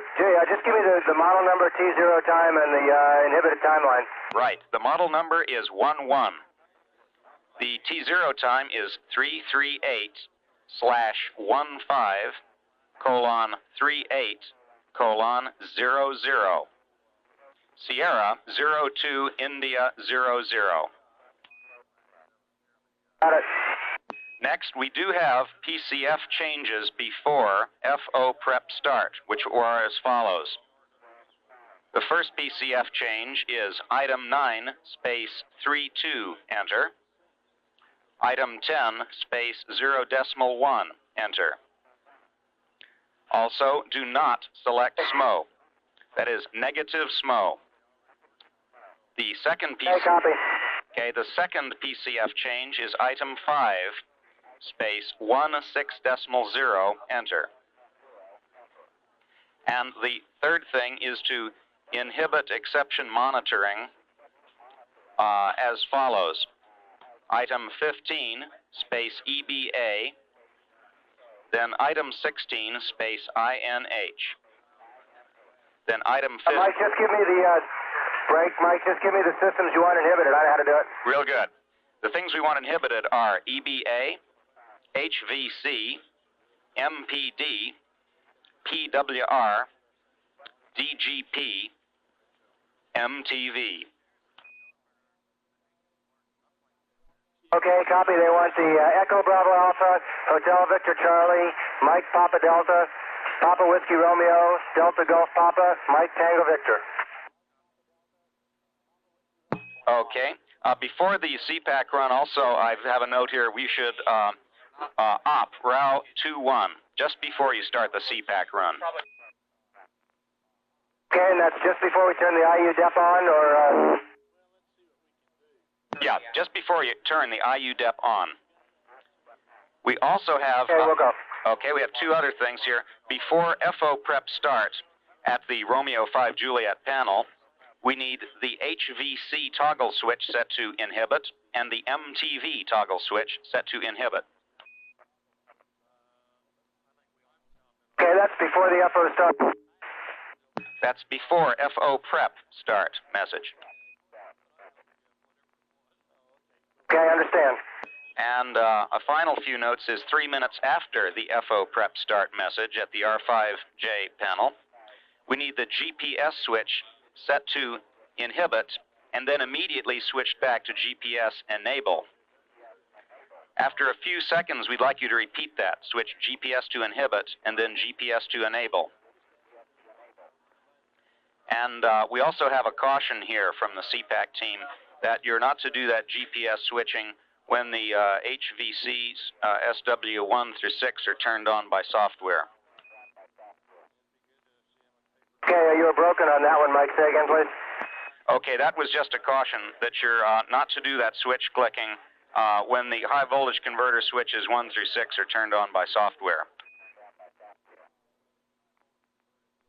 Okay, let's see, make sure I understand it. Before the FO prep starts, HVC to inhibit. After the prep starts, we want the GPS to inhibit and then back to enable. That's an affirm. In addition to the HVC to inhibit, we also wanted the monitor TV to inhibit. Okay, now do they need to be switched on first and then back to inhibit, or just leave them in inhibit? No, I think you can just leave them in inhibit that whole time. And, yeah, I think just inhibit will be fine. We also would like you to do A couple other things. When you get your T equals 0 message at the R5J panel, could you please switch the MTV to enable and make sure the MTV control switch is on auto. And when you've got that done, we have a couple of other things. We'd like the GPS switch to inhibit and then right away switch it back to enable. It is recycling the GPS condition. This is part of a software and hardware check. Understand, and that's after T0 now. That's after T0, yeah. And then 3 minutes later, when your clock reads about 3 minutes after the FO, at the R5J panel, could you try it yet again? That is, switch GPS to inhibit and then immediately switch it back to enable. And if someone's available to have a look, we'd also be real interested in learning if the cathode heater glow could be confirmed either through the aft viewport or else on the MTV screen when it's dark. They're really interested in finding out if we're getting any power to the heater at all during tests of this sort. Roger, understand, and I'm sure we can do that. Hey, terrific, Byron. Now we have some messages concerning the CPAC part of the run. If you're ready to copy those, this is clearly going to take 2 or 3 crewmen, but you guys seem to be able to handle this sort of thing. Okay, I'll tell you what, let me get the ECATs in and... You're talking about the API part of the run, you mean? Yeah, I mean, I was talking part of the API part of the run, Experiment 03. They'd like to run also, if possible. Okay, just give me 1 minute here, okay? Yeah, sure, right. Real good. Whenever you're ready, give me a shout. Okay, the second series of pictures for 33 was not successful either in having the take-up reel turn. Okay, Bob, we copied. You say the takeoff turn did not turn at all? Turned one little bit, but it did not turn sufficient to take up what the supply reel was feeding out to it. As soon as it was over, I was able to turn it and take up the slack. Okay, we copy, Bob. And can you elaborate a little more on the total transport? Do you hear the clicking and the vacuum? Do you have the feeling that the film is transported underneath the pressure plate? I have no question about what the camera's operating properly except for the take-up reel. So just for confirmation, the supply wheel rotates normally and the take-up reel does not rotate at all, over? Rotates very intermittently, if at all. Understand. We will discuss it here, and for the time being, thank you very much, Bob, for all the support. And Space Lab, we have some real good news on the CPAC experiment. The DEP is working and the RAW is working, so we've established two-way serial comm. Okay, Mike, very good. Basically what happens to 33 is that the take-up reel moves a little bit at the beginning of the first picture, and thereafter does not move. Say again, Bob. I cannot really copy you with all this loop. Basically what happens is that the take-up reel moves a small amount at the first motion, and then after that does not move. Yes, Bob, we copied that. We have the feeling something got broke inside. Let me ask you a question. Can you assess how many pictures you can take before you have to stop the camera and manually tighten up the take-up reel, over? No way of guessing that. You can give just a manual release for one picture and try out to give just a few, like 3 or 4, and try to tighten then the take-up reel up manually, over. Oh, clearly we can do a half a dozen or maybe 10, but beyond that I wouldn't know a number. Yeah, I see what you're saying, Bob. What we're looking at, whether there's a possibility with this trick to at least take some pictures, over. Understand. Okay, Marshall, Space Lab here. We've got the PCF number 32 changed to 0.1, heater current of 16 amps, and all the subsystems have been inhibited. You guys ready for a proceed? Stand by, Barn. Thanks for keying that in. I'll check with CPAC. Yes, CPAC says they are ready for a proceed. Okay, here we go. Real good. And we're getting data flow, so we can watch how things are progressing. Okay, good. I'll configure the panel switches now. And which magazine does 33 want left on the camera? Stand by, Bob. And go ahead, Bob. I'm ready to copy. Which magazine do you want left on the camera? For the time being, just leave the magazine on there, which is on there, Bob. And if you can take about 6 pictures in a row and then stop and then tighten up the takeoff reel, we're going to think about what we have to do. For the time being, this is about all we can do. Over. Okay, I mean, I could take it out again and take a look at the magazine. You know, we didn't look at the mechanism that carefully. Yes, Bob, but we have the feeling that if something got broken there, that will not be very feasible for repair.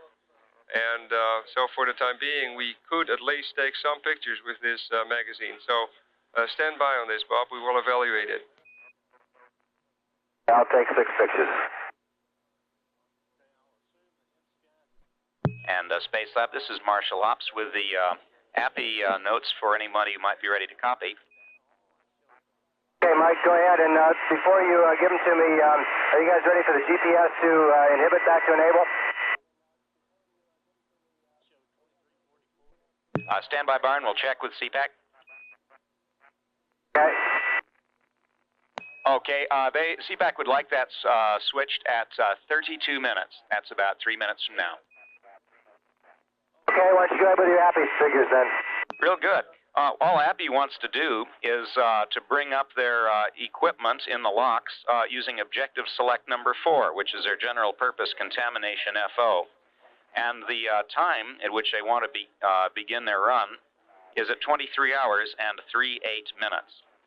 They suggest using 2 different camera filters, 7200 at an exposure time of 08 and PCA filter of 5577, and then camera filter 6300, exposure 08, PCA filter 6300.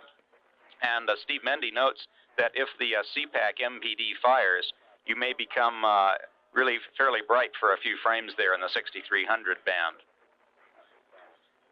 Then, 10 minutes later, then a couple of hours later, this is a further on run, at 6 days, 2 hours, 48 minutes, they also hope to have a run, again, in their general purpose objective select number 4. And that'll be a magnesium run at camera filter 2800.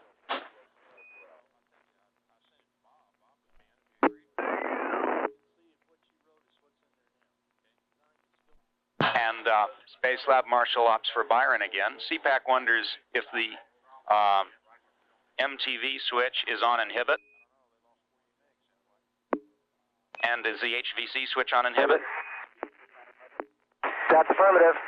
Okay, thank you very much, Byron. Okay, and how about data routing for API?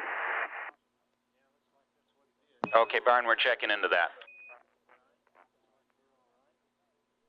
Okay, and the good news on 33 is that by standing up here beside it, it seems like a stiction problem more than anything else. By standing up here beside it and helping it along, you can make it more or less work by itself, which would mean that you could take an indefinitely long length of pictures.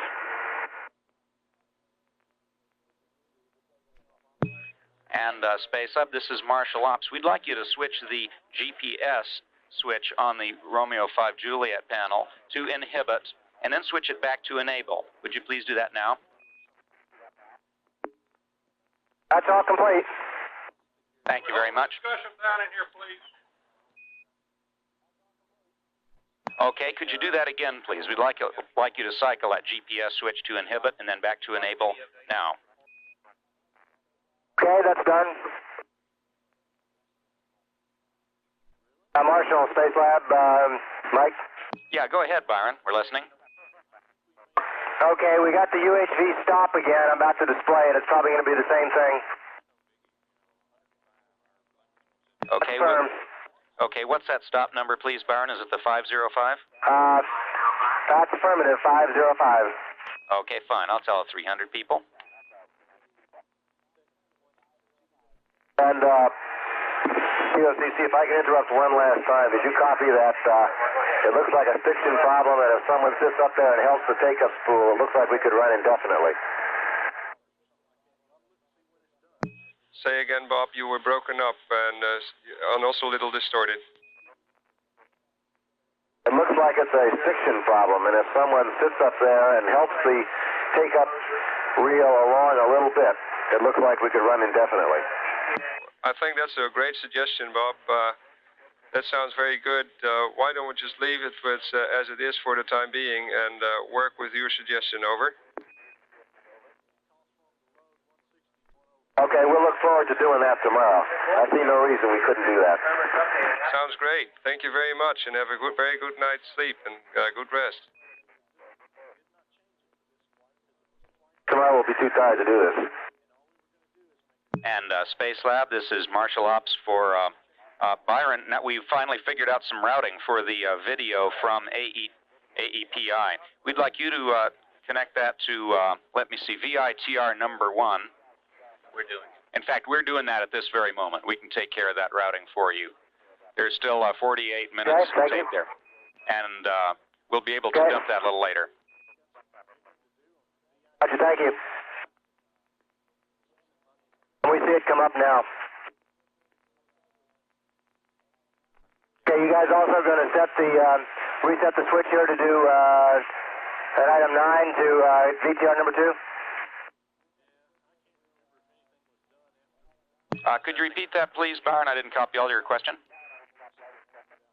Roger, when they did the routing of API to VTR1, they took away the routing of the CPAC analog, which I can redo here to VTR number 2. Complete. Byron, we've learned from the CPAC people that we needn't route CPAC analog anyplace. All the information they want from this test is ECIO data for troubleshooting the condition of their software.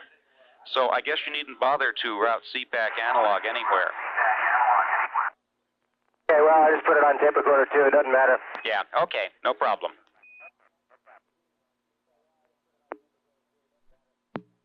Oh, why do I have a flashing proceed on CPAC still? We copy, we'll check. Disregard the flashing proceed. Got experiment prep on, 30 seconds to T0. Okay, we copy. Okay, we got experiment ops on CPAC. And Space Lab, we need the Shutdown was inhibited. Right, we need the MTV switch to enable, and the MTV control switch move to the auto position, please. And then we'd like you to cycle You got him already. Okay, now we need the GPS You did it. cycled. Thank you. Okay. And Mike, should we be getting MPD firings here every 15 seconds? Stand by, Byron, and I'll check. I just got an MPD firing. Hey, terrific. Right, and the MTV is in auto, and it's gimbaling around out there. Yep, Byron, we're getting what you should. The CPAC team confirms good data, and the thing seems to be working in MPD mode, at least. Wonder if there's any glow out there from the EBA heaters. We suspect you may not be getting EBA cathode heat. Well, I'll tell you, the MTV's in auto, and now it's looking back at the F bulkhead. I don't know what you wanted, but you got the wrong coordinates there. You're looking right at the crank handle for the payload bay door closing, over. I understand. We're looking at the payload bay cranks. Okay, well, we don't know why. Okay, listen, if you want me to run around to manual, I'll point out wherever you'd like it, but it's not doing any good where it is now. Byron, CPAC would like you to swing that thing into manual gimbal control and swing it over towards the MPD, if you can do that. Okay. And Space Lab. Experiment 3 believes they've not yet been turned on or got their high voltage up. Can you give us a status on that?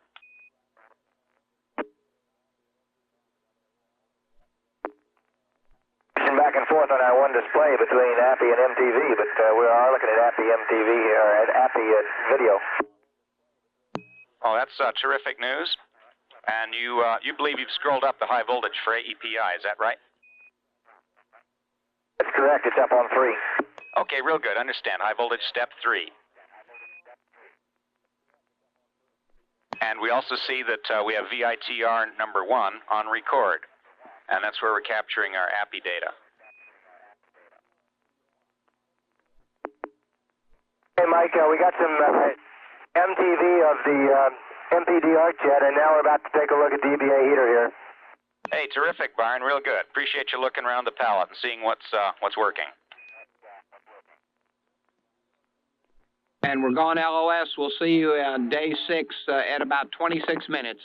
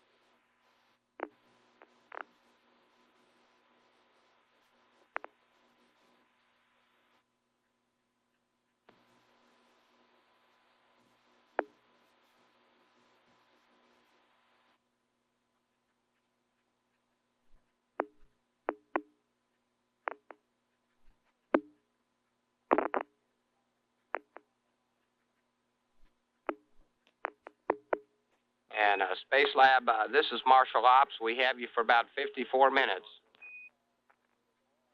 Bill, loud and clear. And report that Ulf completed the 101 operation successfully. He's got the panel off and put the panel back on, over. We copy. That's great. 101 people, thank you, Byron. We'd like to have you secure 330, and we have an MHF malf that we want you to do. We'll be voicing it up in just a second. Okay, well, we've been playing with the 330 chambers here.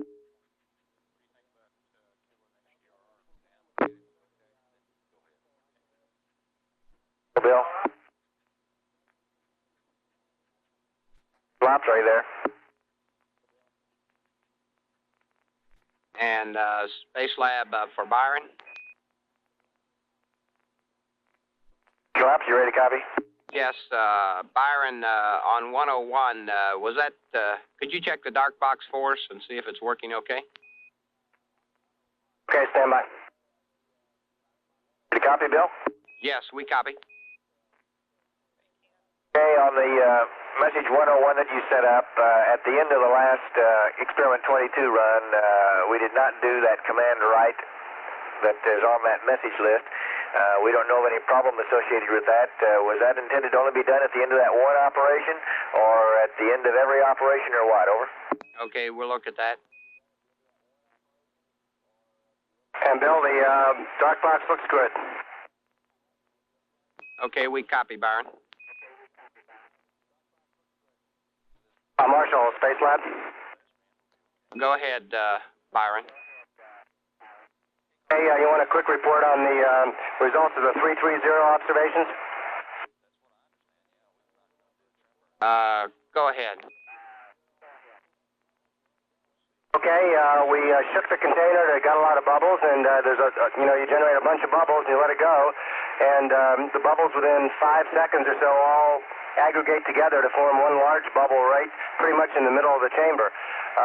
It's impossible to generate a meniscus, that is all the liquid on one side of the chamber.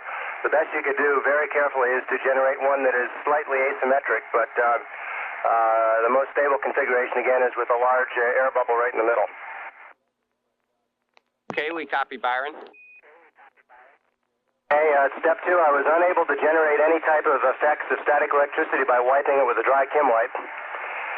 So I couldn't really do step 3, which is to repeat the shaking with an electrified container.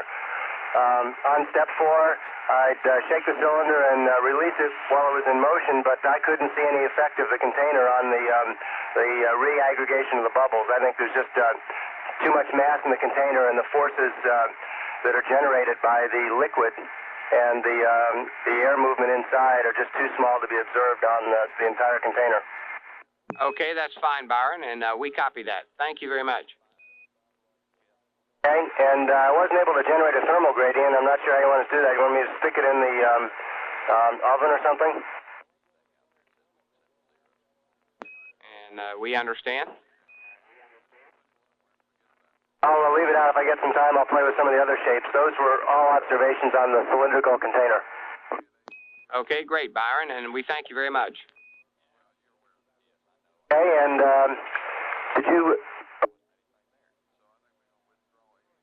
Go ahead. What are you asking? Now I have a question for Houston. This is Space Lab on air to ground 1, over. Houston in a Moker from Space Lab, air to ground 1, over. Space Lab Houston, go ahead. Yes, an hour and a half or so ago, you asked us to turn off the power DDU keyboard switch to the subsystem DDU, which we did in order to conserve power. When we do that, it turns out that ops the subsystem DDU to both the subsystem computer and the experiment computer, and we have to go back and re-op them. So if in order to do power saving, we would prefer the procedure whereby we just clear DDU and eliminate the display. And I'm asking if that will save power adequately rather than turning the power DDU keyboard switch off, over. Stand by.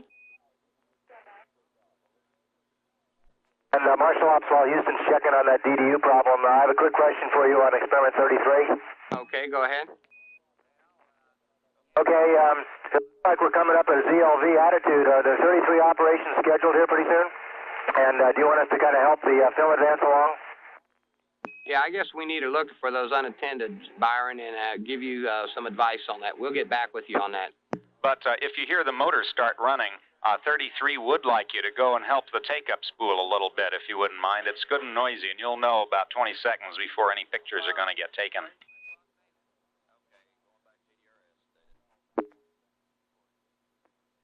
I see, the motor's in on, standby.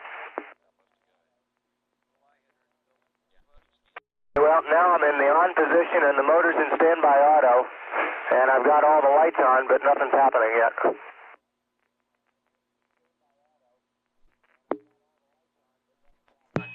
Space Lab, this is Marshall Ops for Byron. Roger, go ahead, Michael. Yeah, we're still checking with the 33 people about operations. Our CIT, our cycle instruction table for the nominal launch doesn't seem to show any operations coming up right away, although there should be some after a while. But if you do hear the motor start, they confirm they would like you to help it along. So we'll be back to you in just a minute with that. By the way, we do also have some other... Space Lab Houston on Ground 1. Go ahead, Houston. Yeah, in answer to your question on the DDU, we would like to have that powered off. We show you right now at very close to your 72 degrees on that Freon cold plate out temp, and we'd like you to power it off. We understand that that you're going to get the NOPS. Okay, power DDU keyboard is coming off. We copy. Marshall, Space Lab, I'm not sure what happened to the last UHP. Yeah, flashing UHD ops light. Okay, I guess that was after we got the stop 505. We copy. Okay, Byron, thanks very much. We copy the UHV ops light flashing. And we have got a go for you on experiment 324 alpha. This is the single-ended silicon rod experiment, that is to say the silicon stump. And we do have a couple comments for you concerning the flight data file. I wonder if you could grab the volume 1 of the MSDR handbook and turn to page Foxtrot 400, 324A-14. Space Lab Houston on Ground 1. Dana? Yeah, oh, and just a further clarification on your question on the subsystem DDU. We do want it powered off, but you should feel free to use it whenever you need it. We can't turn it back on very easily, though, since we have to go through the op procedure on both, but we'll try to get along with one keyboard if we can. We understand that, but we just wanted to be sure that you know that if you need it, you're welcome to turn it on. Okay, thank you. Okay, we're signing off here to Okay, ground. Marshall. Real good, Byron. We copy, yeah. By the way, your go for a 324 alpha ops, and I have a couple of procedural changes if you have that flight data file out. Sure, I have it. Go ahead. Real good. The first thing is that during the first attempted run of the MHF, we got a delta temperature, a temperature rise indication a little larger than normal. And what we'd like to do is, right up at step 2.1, the top of the page, we'd like you to check the mirror heating facility water line quick disconnects. These are tubular connectors in the upper right-hand corner of the MHF assembly, which you'll find near the back wall of the housing of the whole experiment. By checking them, what we mean is we'd like you to press the part of the connector which is nearer you back towards the far wall to make sure that both of those waterline tubular connectors are correctly seated. Okay, I've done that, and they're sort of springy. They press in maybe about 2 to 3 millimeters and then pop out a little bit. Okay, I think that means that they're correctly seated. The next thing that we want you to do is to run through the 324A experiment setup. That's just the regular page, steps 2.1, right on through the setup. You will, of course, first have to remove sample 321, which has not yet been processed because it got shut down because of the delta temperature indication. And the third thing we have for you is at step 2.13 on the following page. where it asks you to do the MHF ops lamp flashing to do a resume. Right after that point, we'd also like you to press, just prior to step 2.13. At the ICS panel, we'd like you to press the pump 1 interrupt button for 2 seconds. What this will do is get both pumps into action in order to provide a slightly higher water flow rate and keep the delta temperature rise down and more closely within limits. Okay, I copy that. Real good, Byron. Understand your copy. And your go for that activity whenever you can fit it into your schedule. The facility is ready for you right now. Okay, now it doesn't look like it's in the loading position, so I'm going to have to do the start and the whole 9 yards here, right? Yeah, I believe that's right, but I can check with 300. I'm sure it is here. It looks like if I start here from the first page, F400-12.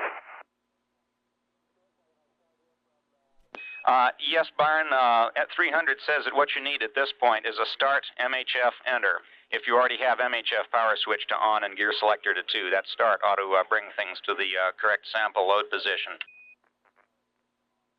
Okay, it's in work now and the furnace has started to move. Hey, good news. Okay, thank you, Byron. Mike, just another question on 33 here. Confirm for me, I have the switches set up now. Power is on, motors in standby auto, and F number/T is in auto. Confirm that's the way you guys want it, because I have camera, RCU, I have 5 out of the 6 lights on. Okay, I understand you have those lights on. I'm going to get with the 33 team and find out the details of their cycle instruction table. Ours is perhaps a little bit outdated here. I'll be back to you with that information as soon as I can. Okay, well, it's not running. I think what may have happened is somehow a command came in to turn it on when the power switch was in the override position, and it never got set back off, but I'm not sure. Yeah, I expect that's the same problem because we have been doing some manual work on that troubleshooting, and it may just have an old command lodged in it. I'll check with 33, and we'll see how to cycle back out of there. Could you read one more time which lights are on? Okay, I've got every light on the panel except for the 80% overlap light. Okay, we copy. All lights are on except the 80% override light.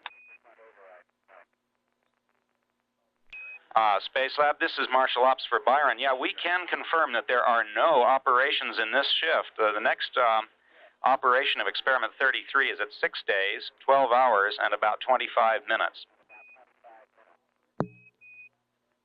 Okay. What it sounds like is I should maybe pull up the ECAS and issue the off commands. Stand by on that. I'm going to check with 33.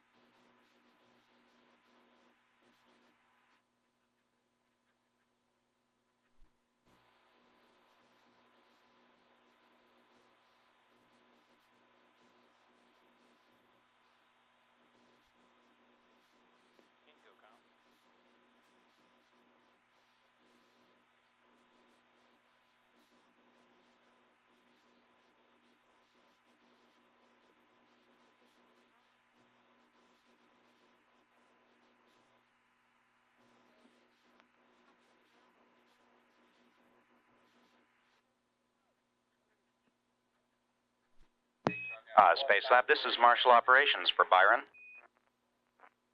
Right, Mike. Right. I've been with the 33 people, and they confirm that the reason that those lights are on is just a leftover command from some of the manual work that we've been doing. And we have a simple shutdown, a simple procedure that'll get it back into the nominal RCU configuration. If you can work that now, I'll just read it to you. It's only 3 things. Okay, go ahead. The first thing is they want the front panel switch, the power switch, moved to the on position, ON. Okay. The next thing, we need you to go to the keyboard and command issue 3762. Okay. Lights are out. Real good. That should have turned those lights off because that puts it back to sleep. And the final thing we need you to do is to switch the f-stop switch to its auto position, which is the up position on its panel. It is already there. Oh, okay, fine. In that case, the RCU is now ready for its next run, which is something like 12 hours in the future. Okay, the one switch you didn't get, but it's already in standby auto, is the motor switch. Oh, that's good to know. Thank you very much. Marshal Ops, you never did give me a response on that 22 F-star ops note on message 101 about that command right, and apparently there's no problem just having that omitted. Proceed on with nominal ops is coming up run. Let's see, Owen, we're in fact just talking with the 22 people. We'll get back to you in a minute. I'm not sure if they want that command right sent or not sent. We'll be back to you in a moment. By the way, we believe the 22 power is off at the moment, and of course that will have to be turned on for the run. But we're talking with 22, getting that squared away right now. We do have the DC utility off. Thank you very much. That was for thermal conditioning, keeping 22 cool while it's in the airlock. Yeah. Space Lab, this is Marshal Ops for Owen. Yeah, we have a message from the 22 team, and prior to extending 22 into space at about 1 hour 10 minutes, they do want you to do a right serial. And I suppose that the right serial message is the same one that you have on board, but I'll read it to you anyway. It's command right 3710 0002. The 22 team also says that they'd like you to do this exposure on time, that is not 30 seconds early. Some of our previous runs have been going a little early on purpose. Okay, on time, and I'll get this command right in. Thank you very much, Owen. I think the command probably won't do any good unless the DC power is on.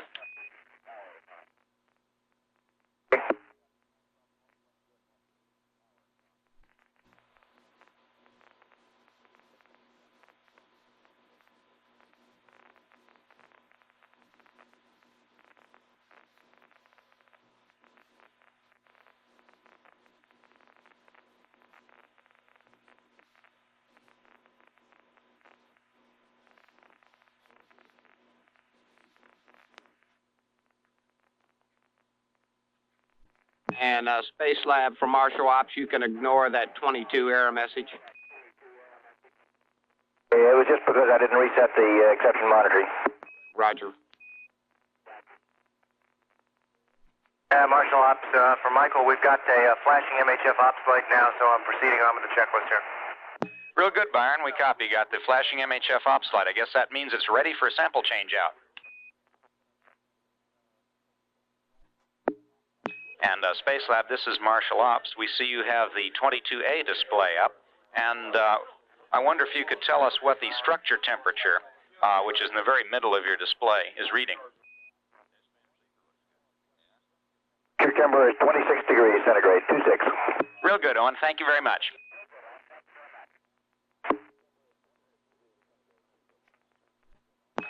And Space Lab, this is Marshal Ops for Byron. Yeah, 300 team confirms that flashing ops lamp means it's time to change out the sample. Be real careful with that 321 that's coming out. We might be able to use it later. It has not yet been processed. 324 goes in. It's the silicon stump experiment. Roger that, Mike. I'm taking it out right now. Real good. How's it look? Is it still clean? Looks fine. Terrific.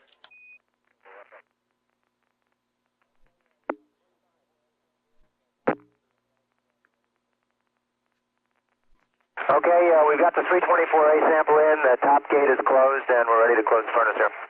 Okay, we copy, Byron.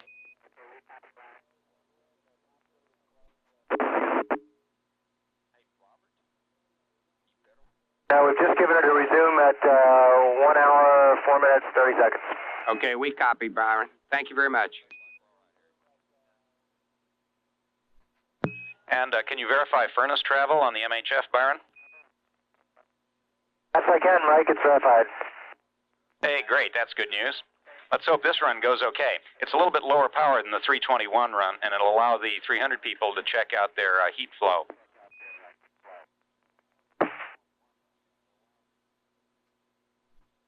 Columbia Space Lab Houston on air to ground 1. Go ahead, Houston, we're ready. Yes, Owen, I have a message here from RMU. He'd like to know, prior to your opening the sail outer hatch, he'd like you to record the heater LEDs, whether they're on or off. The reason for that is 2 of those deucers have been showing the normal temps that they're expecting with normal fluctuations. One of them is giving them a constant reading. It's within limits, but it's not cycling, and they want to be sure that they're all working. Anna, but the hatch was opened about 5 minutes ago, and so is there anything you'd like for me to do for you at this time? I've got to start the ops here in about a minute and a half. Just check them again when you close the hatch, Owen. You just want the LED lights on the sow, is that all you want? That's affirmative.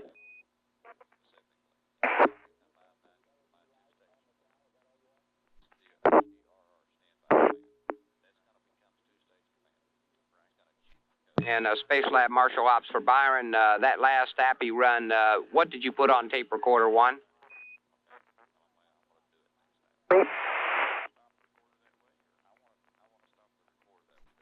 Bill, we put the API data on there. Okay, we copy API data, and you know about how long it ran? Oh, it was about, I'd say, 4 or 5 minutes. Okay, we copy. Thank you. Can you give you time remaining on the tape recorder, or can you guys get it? Okay, we've just rewound the tape, and we wanted to know what we were going to get when we dump it. Okay, question for the MSDR people on the robot camera. Oh, we've got a VGS fall also. But a question on the robot camera, can they confirm that the proper film is loaded in here, that the instructions don't say anything about the film, so I assume this is still the first magazine. Okay, we copy, and we'll check that with the 300 people. And the readout of that fault on the vacuum gas system is 007. Okay. And no problem, Byron, just press on. Okay. Yeah, Marshall, Space Lab here, PS2 for the 300 MSDR people about the robot camera again. Yeah, we're looking for that. It's okay. The film okay, is the it same. says I should set the... Okay, but it says I set the frames to 0. Right now the frames are reading 47. Does that mean that somebody's taken 47 pictures, or that they didn't set the camera properly? Stand by. Don't set it to 0, Byron. Just leave it like it is. We'll scratch your head a little bit longer, but just run it the way it is. Copy.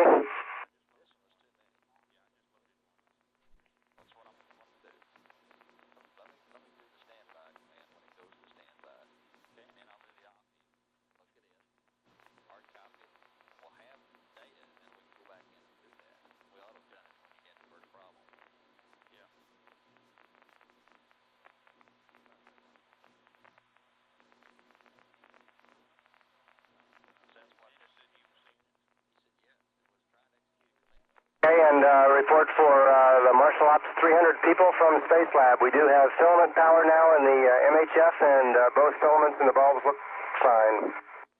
Okay, that's super, Byron. That's extremely good news. Thanks very much for that report.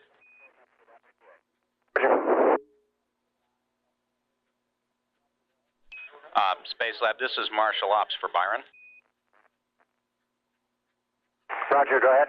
Yeah, this fault number 007 is a matter of selecting the correct ionovac, and the 300 team feels that you may get that message as often as once per minute. You shouldn't worry about it at all. It happens now and then during integration and test, and it's really not going to be a problem. So if it shows up, just ignore it. Okay, yeah, we've had another one of them and another one yet. And we suspect you may have a flashing ops lamp at this time. Yes, I do.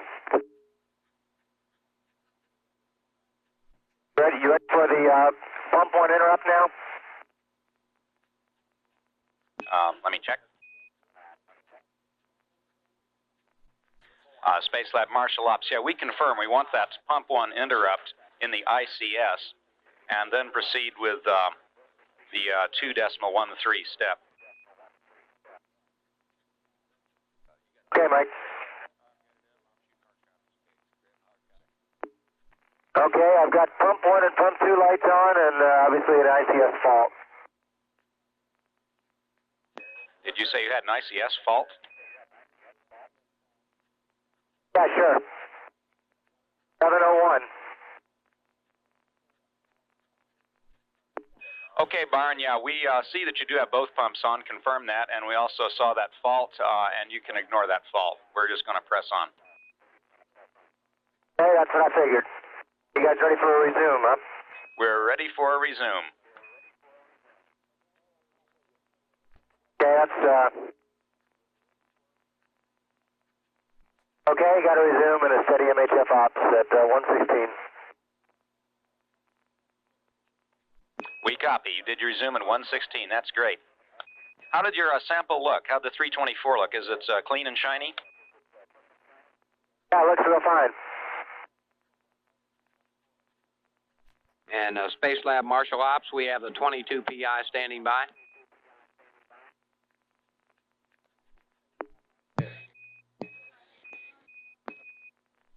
You can speak now. J'adresse. Qui est en...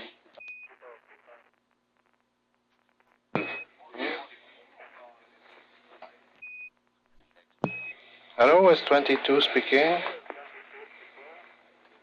Yes, go ahead, 22. Yes, just to congratulate you very much for all the performance that you have done. And thank you very much.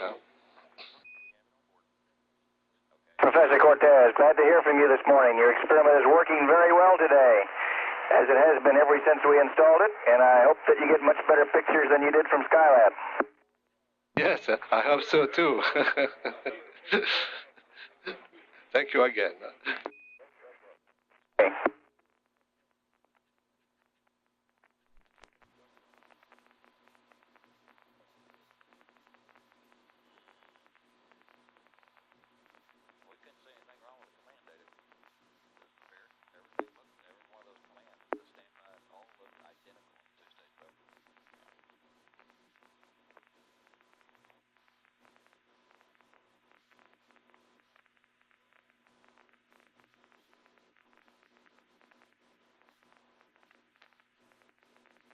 And Space Lab Marshal Ops, when we come up on our next ground pass, if there's a TV camera set up, we'll be able to photograph your activities.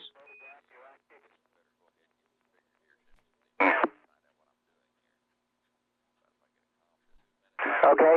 Yeah, TV camera 2 looks pretty good. Okay, we copy. Thank you, Byron. Do you guys command, or do you want us to turn it on? We will command it, Byron. Good to us. And Byron, we discovered the cause of that ICS fault number 701. It's sort of a joke. It's naturally produced whenever you press pump 1 interrupt. So if you like, at step 212 and a half, you can just note to yourself after you press pump 1 interrupt to expect that fault message 701.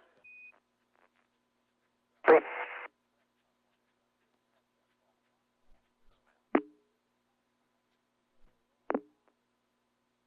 And Space Lab Marshal Ops, we'll see you again in about 15 minutes over Aurora Valley. Hey, Bill.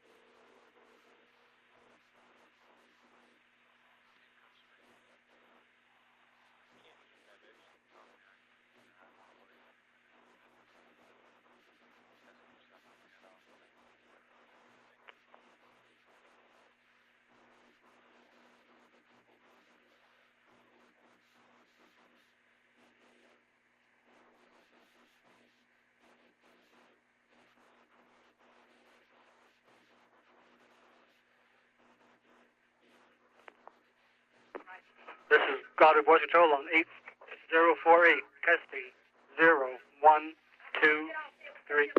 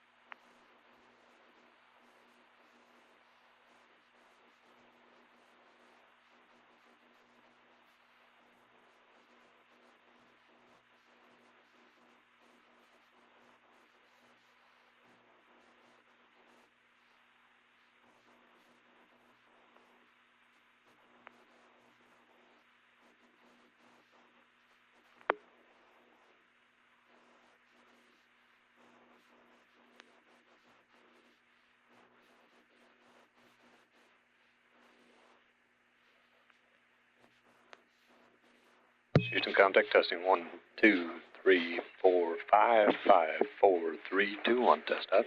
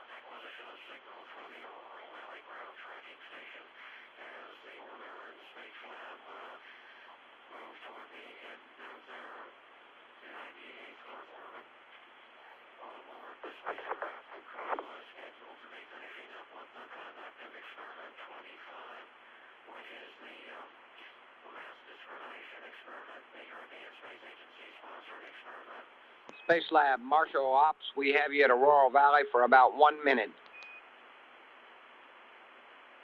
Hey, do you want us to turn off the 22 power in the cell over at the DC utility every time the experiment is retracted, Bill? That's affirmative. And guys, we'll see you at Hawaii at 1 plus 57.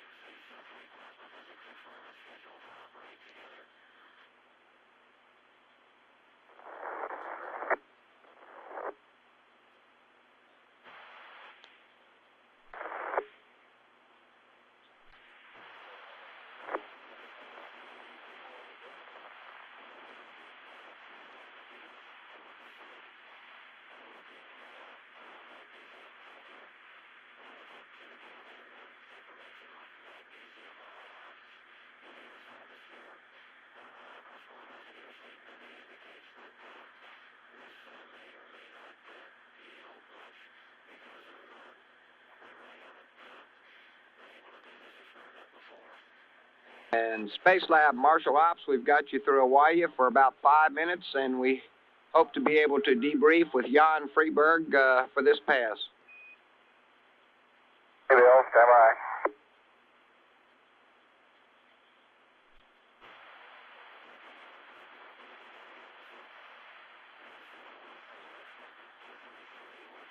Hey, Marshall Ops, Space Lab, PS2 here. Go ahead, Byron. Okay, go ahead. You're breaking up, Byron. Okay, how's this? Come back again. Loud and clear. Okay, I had my headset turned down. What's up? Okay, Jan is standing by. Would like to debrief his last operation with you. Okay, well, I gave you information an hour ago. I guess he wasn't there, huh? He has some questions for you, too. Hey, well, a couple of minutes and I've got to get on to experiment 25. Okay, we copy. Oh, 330 PI from the Space Lab. How do you read, over? I read you loud and clear, Byron. Thank you. Byron, what I wanted to ask you, can you estimate how many bubbles formed when you shake the container and how long it took for them to aggregate again? Okay, while I was shaking it, there was a vigorous amount of bubbles. As soon as I stopped, they coalesced into generally one large one and I'd say 5 to 10 smaller ones. The aggregation took on the order of 2 to 5 to 6 seconds, somewhere in that region. Less than 10 and more than 1. Okay, even so, it would have be of interest to use it as the electrified container to see if it went any faster or slower. Another. I was unable to generate any type of electrical charge or any effect using dry tissues wiping the outside of the plastic container over. Okay, yes, that's what I understood. Another question is, when you released the container to have it free floating, you said you didn't see any motion or any effect on the bubble motion.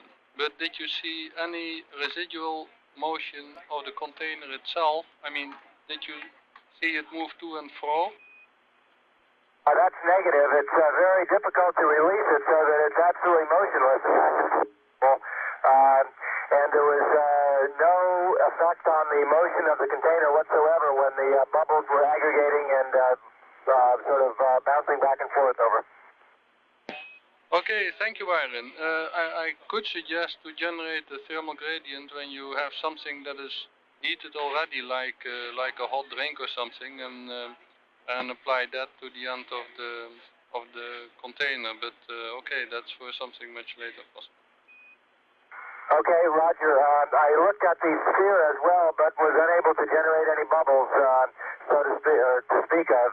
The spherical bubble was there almost all the time.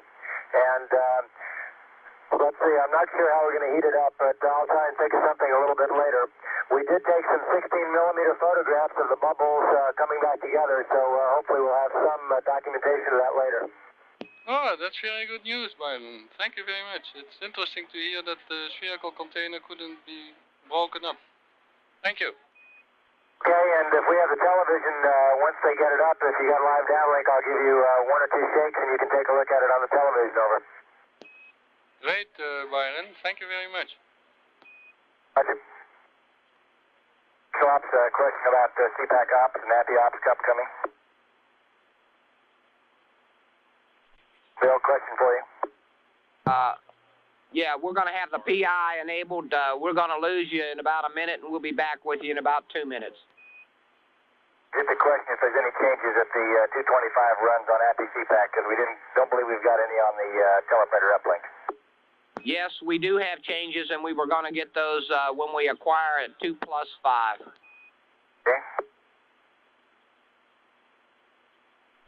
And Byron, you can proceed on with experiment 25. Okay.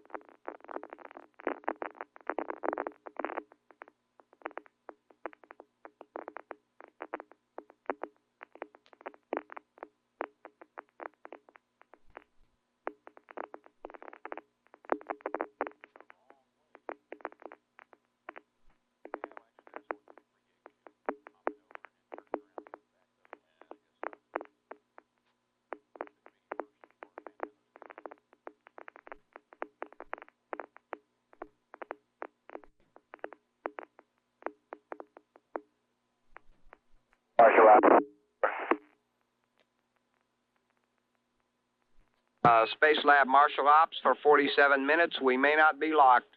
How copy? Hello, Marshal Operations, Space Lab, Eddie, read over.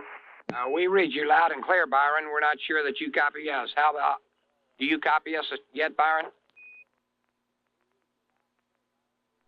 Who's sure you got contact up there?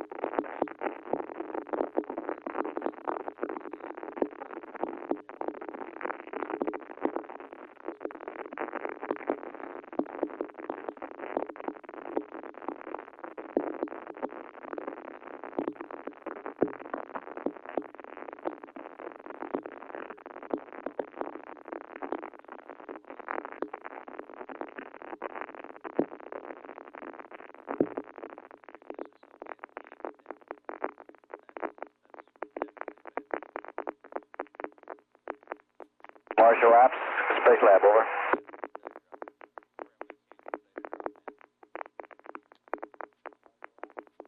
Space Lab, this is CPAC on Underground 1. We read you loud and clear.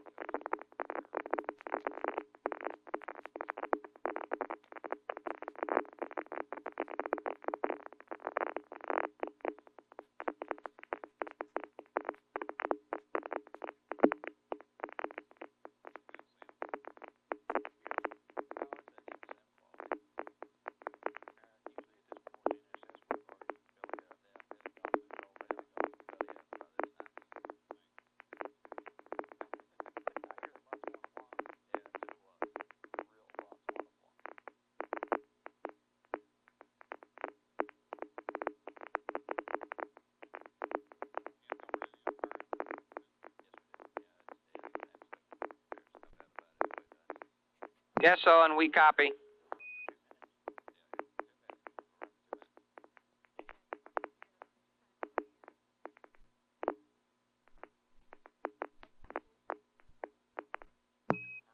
Space Lab Marshal Ops, we do not have a lock yet.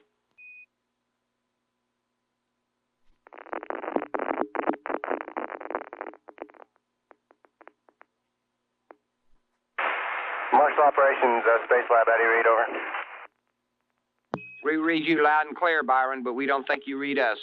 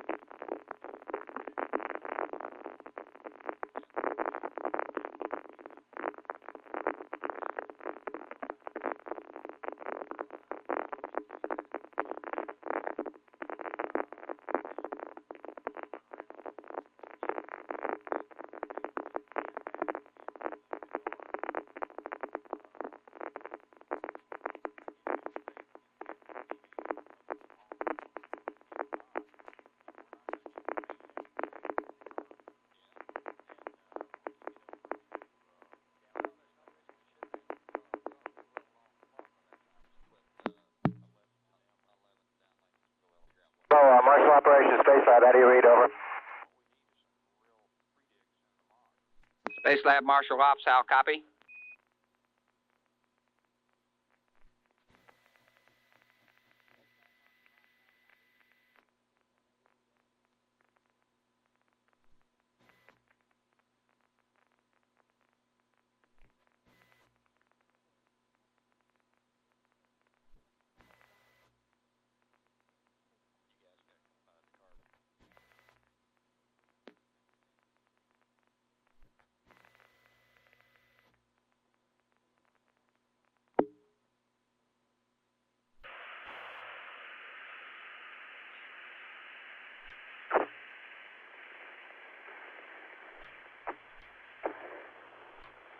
Space Lab Marshal Ops, how copy? Marshal Ops, Space Lab, you just came in, a shuttle number and a T0. Okay, I'm just going to turn you over to the PI. Go ahead, Steve. Okay, this is experiment 3. We are running starting a TV real-time downlink at 2:43, 2 hours 43. Objective select 4, camera filter 2800, and PCA filter 2800. You have the video monitor, and be very careful because you are looking towards the sun, and monitor all the time. I'm turning it over to CPAC. Space Lab, this is CPAC for Owen. It is model 11. T0 is 338, 18 hours, 48 minutes, 00 seconds. And we would like you to perform the same steps you did at the last time you did an FO4 at 6 days, 2 hours, 48 minutes.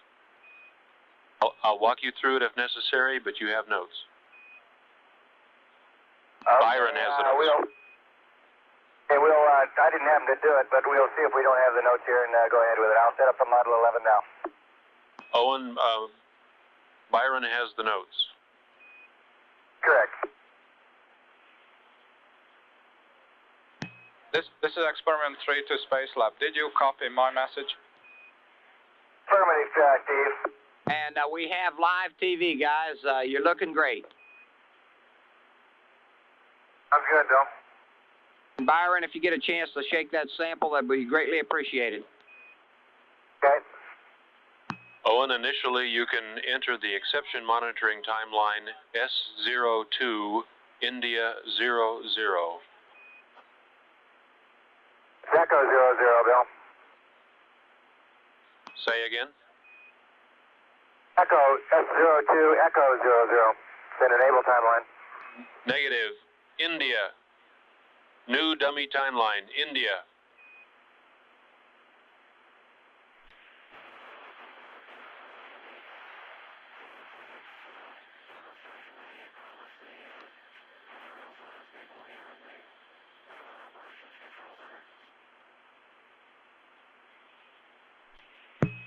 And Space Lab for Byron, we're getting terrific live TV of that FPM cartridge there. If you could lower the camera by about a 3-degree angle pitch down, we'd get the lights out of the field of view and get an outstanding image quality. Okay, that's beautiful. Thank you very much. And Owen, we'd like to have you op route 21.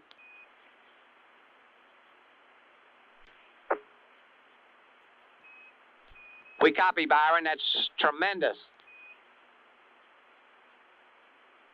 And Owen, we want you to op route 21 if you haven't, and we may lose comm. This is sort of a bad pass for us. We may have you for 10 more seconds.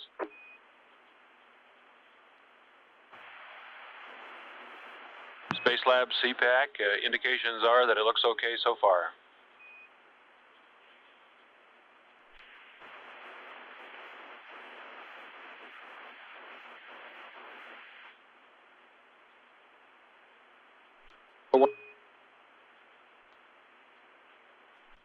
Go ahead and re-op the RAL again if you copy, Space Lab.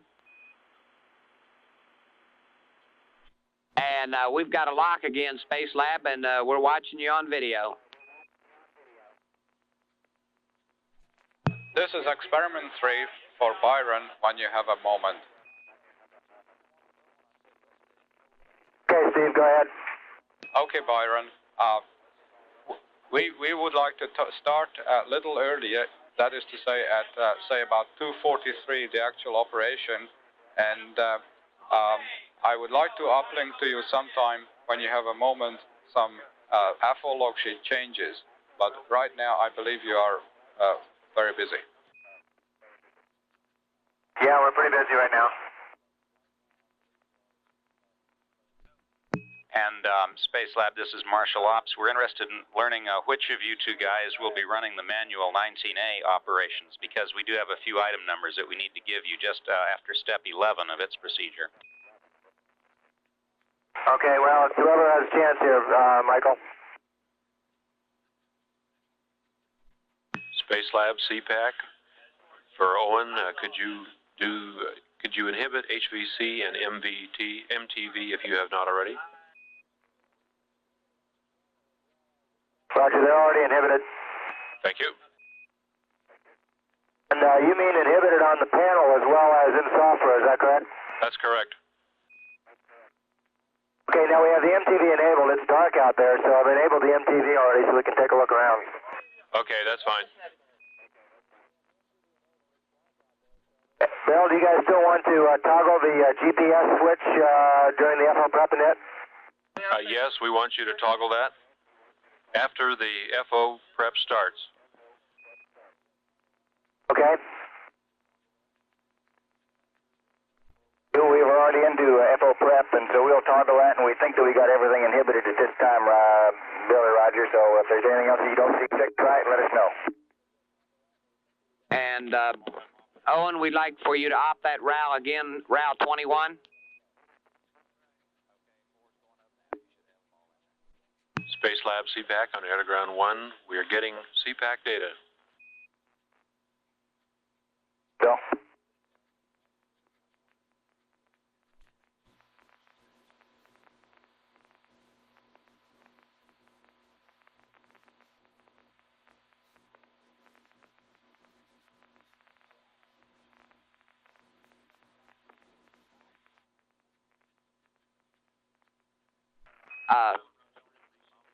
Space Lab, we need you to opt the RAL one more time.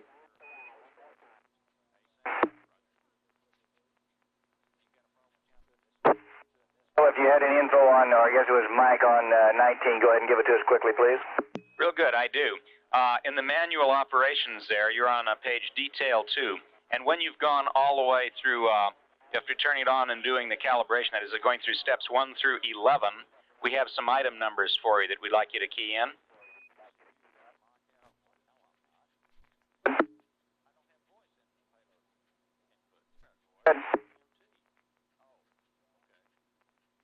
Space Lab Houston on Air to Ground 1, message for Owen. Dana? Yeah, Owen, we showed that on page 7-15 of the Space Lab Ops checklist that you have not completed all the steps in closing the outer hatch of the SAL. We show that you won't be using the SAL for the next 8 hours, and then you'll be doing a repress, and we'd like you to complete the rest of that procedure from the latch lock outer hatch on down. Yeah, I'll check that, Anna, but I believe that I've completed it all, and I have all of the lights that indicate that it's been closed properly, but I'll double-check page 7-15. Thank you. Okay, Owen, and then we'd appreciate status on those SAL seal flange LEDs at that time also. Yeah, I've got them all recorded here from the last time I closed it, and I'll read those down to you. They're pretty old now, but they're, of course, when I closed it the last, and I'll report it down to you a little later. Thank you. Signing off, Air to Ground 1. 19, we're waiting for those item numbers. Real good, Owen. We have the item numbers now if you have your calibration curve up there. The parameter set that we want is parameter set number 13. And you do that with an item 9, space 13, enter. Okay, Mike, we haven't had a chance to get 19 called up yet, so it'll be delayed. I only wanted to find out what the item numbers that you wanted were. Oh, okay, I can read them all to you. After you've done that item 9, space 13, enter, We need a 30-second pause, and then an item 16 enter, which will send it into the low sensitivity mode. And then, after another 30 seconds, we'd like an item 8 space 2 enter, which puts it into the calibration mode. And after another 30 seconds, we'd like an item 9 space 5 enter, which will pick up parameter set number 5. We'd like you to stay in that parameter set until PICTAB begins its electron beam operations at 2 hours 49:00, and then you can repeat that same above sequence again with the item 16, the item 18 space 2, and the item 19 space 5 enter. Okay? Mike, my guess is we're not going to be able to make this, Mike, but we'll give it a try. We got to get on with the other ops now. Yeah. Okay. Thank you, Owen.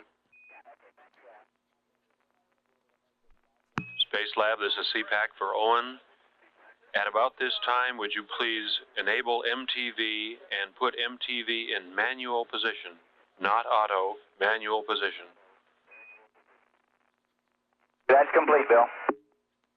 Thanks, Owen. And Space Lab, we're looking at some AEPI data.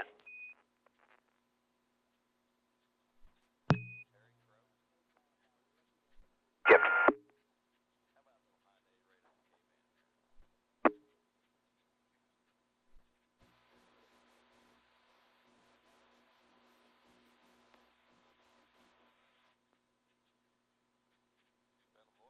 And Space Lab, we need another re-op on Route 21.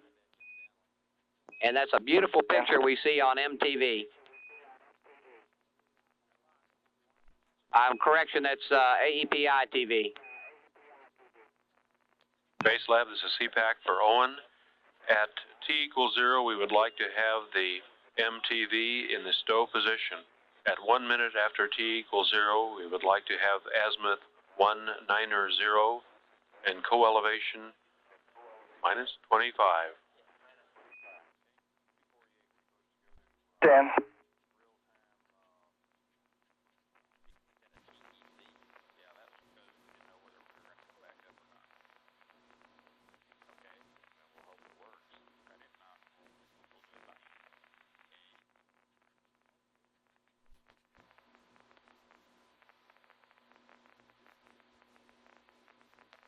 Okay, we must be seeing the limb in 2800, and it is not quite clear at the moment to me why there is such a distinct double layer, but we are looking towards the sun, and they are, it must be the magnesium layer above, and maybe the ozone layer below. It's a little not clear why we see two layers. This was experiment 3, Space Lab. Roger, Steve, we copy, and we've got the same display up here.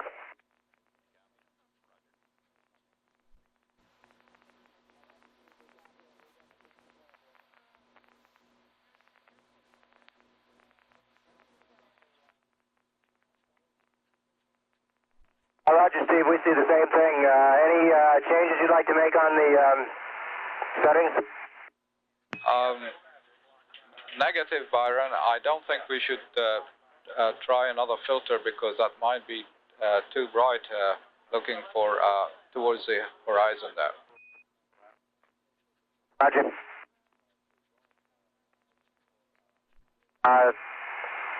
Space Lab for the CPAC people. Marshall Ops, Space Lab here for CPAC. Go ahead, Space Lab. This is CPAC. Okay, your FO's up and running, Bill. You want us to bring the MTV out of the stow position now? That's correct. To azimuth 190, co-L negative 25. Okay, it's moving.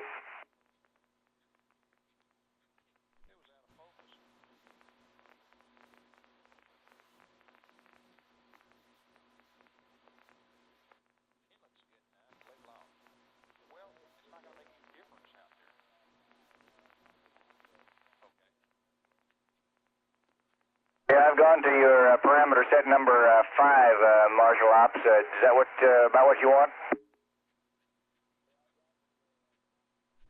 Space Lab, this is CPAC for Owen. Are we at maximum sensitivity of the MTV? Are now. Increased it. Does it look like the EVA is firing? Negative, we see only MPD. Okay, we're getting some good electron precipitation from the experiment 19 ops.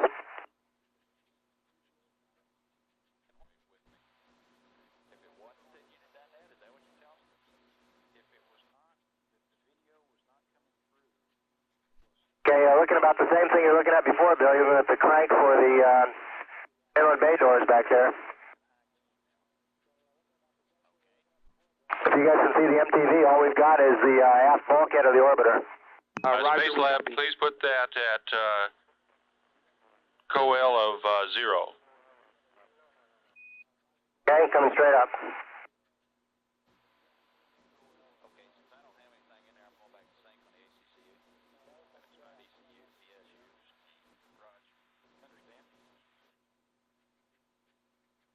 And CPAC, did you guys want the GPS toggle to inhibit and back during these experiment ops or not?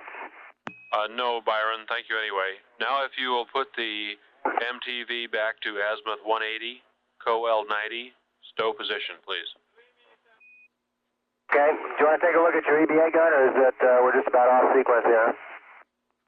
No point in looking at EBA. Okay. And Marshall Ops Space Lab here for the API people. Steve, do you have any requests, any of the filters, any of the settings? This is experiment 3. Would you please make sure you cut it off before sunrise, which will be in about a minute? So.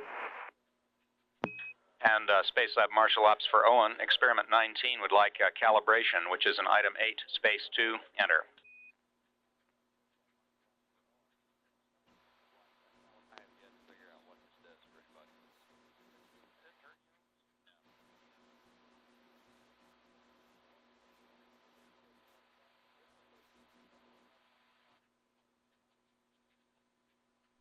This is experiment 3 to Space Lab. Would you please turn the high voltage off on API? And Space Lab, please turn off the MTV for CPAC. Okay, that's complete. And thank you very much, Byron, for your good operations. This is also thank you on behalf of the API team. Okay, I'm glad we finally got something here for you, Steve, that you could look at, too. Yes, thank you, Byron. Do you have a moment to take some notes on the forthcoming EPO? Roger, that'd be a good time to do it. Okay, we will have an operation starting at day 6. Break, Steve. Can I get one word into Byron first? Space Lab Marshall Ops for Byron, you now have your MHF ops lamp flashing, and so after we've gone LOS, you are go for step 2.17, gear selection and potentiometer adjust for the silicon sample. Thank you. Okay, Byron, this is at day 6, 07 and 14 minutes, and I'd like you to, this is a joint run with CPAC, and I'd like you not to run the API, but run the image intensifier through the -Z window while CPAC MPD ArcJet is firing. Use 6300 filter and use 8-second exposures. Shoot the film continuously during CPAC operation. Did you copy? Sure, we copy it, Steve. Okay, and then if you have another moment, we will have another run at day 6, 08:43, which will be a similar run to the one we did before, but this time we'll be looking towards the dark terminator. Objective select 4, camera filters 5577, 7200, 6300, 2600, PCA filter 5577, 6300. Did you copy? Wilco, copied it all. Great, thank you very much. And Space Lab, we have you for about 15 seconds. We'll see you at 3+12 at Aurora Valley. Okay.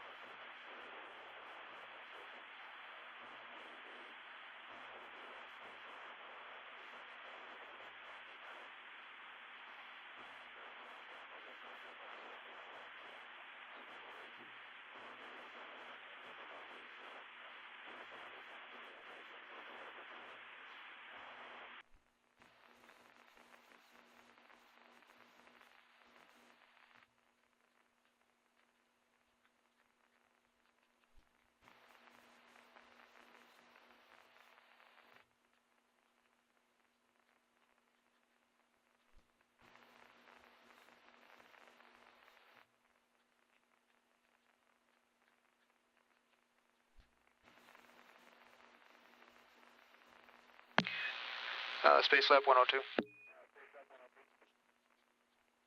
Ed? Okay, Byron, just a reminder, when you finish FO5, don't forget you'll be doing Milreshke's experiment next, so don't start stowing things away. And secondly, Mill says that it's very important to start with Owen as the first subject. Okay, we copy.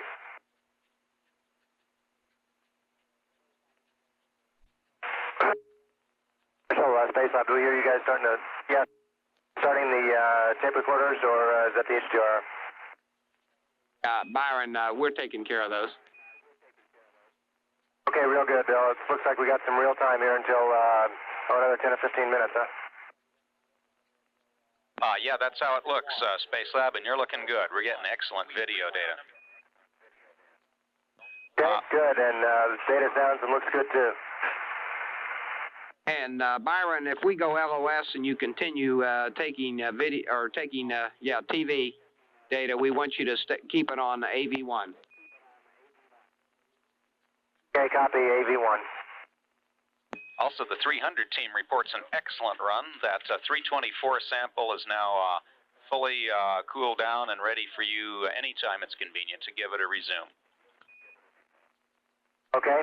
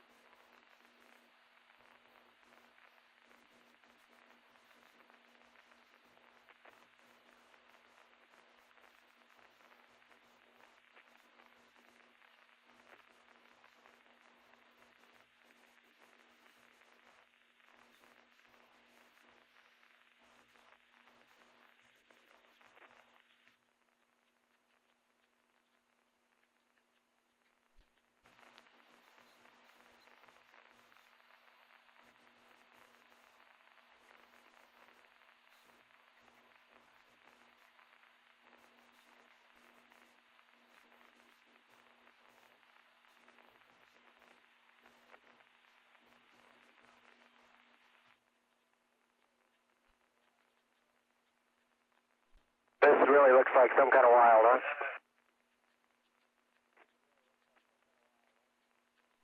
Yeah, it looks great, Byron.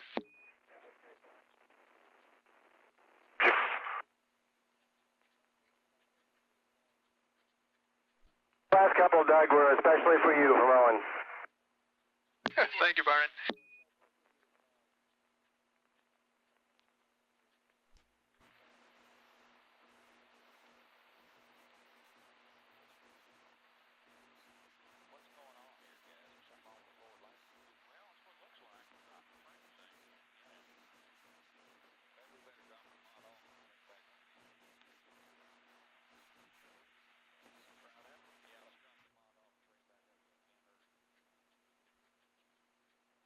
Byron, for Owen's sake, you can tell him that he's producing what's known in the trade as a set of typical data.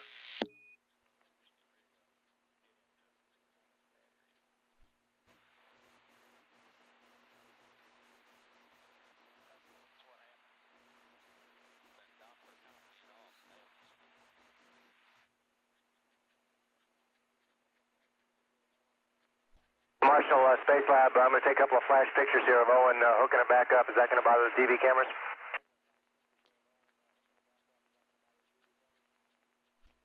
Stand by on that, Byron.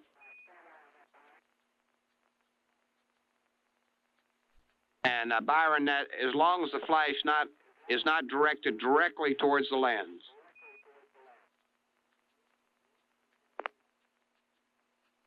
That flash didn't bother anything. I'll be going off the comm here a sec, Marshall. So just stand by till Owen gets on.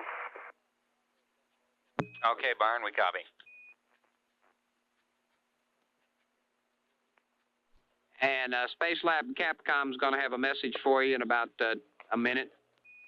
Stand by.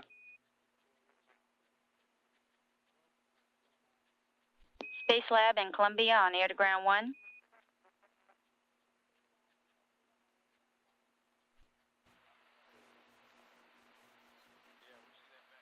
Columbia's up, Houston. We copy, Brewster, and waiting for Space Lab. Okay.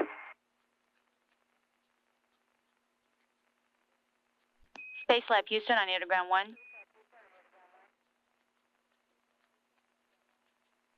Oh, Marshall, this is Space Lab. Go ahead. Yeah, and this is Houston. I have a message for you and Brewster in regards to the voice and TV check for the presidential conference that's going to take place on your next rev. Just want to let you know it'll be taking place after MET of 5+2-4. The test will be on air to ground 1, and we'd like any available crewmen to go stand in the vicinity of the experiment DDS keyboard looking aft. And we're going to be looking for lip sync checks at that time, using both cameras 1 and 2, and you're to give a long count, and we'll let you know when we're complete with that test. Do you copy? I copied. I didn't have a place to write it down. I'm without a pad at the moment, but I think Brewster probably copied it in the flight deck. Yeah, I got it written down. 5+24, air to ground 1, experiment DDS looking aft. That's affirmative, Brewster. And did you copy our last UHF transmissions? Probably not. Yeah, I was just going to tell you that we would be giving you this message on air to ground 1, and that we would then see you through Yargady at 4+38. I'll be handing over to Mary, and we have a water dump note we'll give you at that time. Okay, I'll look for that over Yargady. Thank you very much, Anna, and have a nice afternoon. You too, Brewster. Signing off air to ground 1.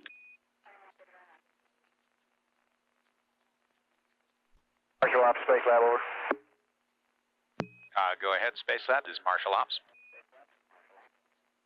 Mike, do you need us to manage the tape recorders at all, or are you going to handle that? Okay, on the tape recorders, when you go LOS, we want you to put anything that you are going to record on AV1. Okay, thank you.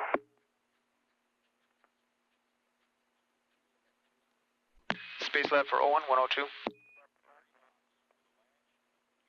Okay.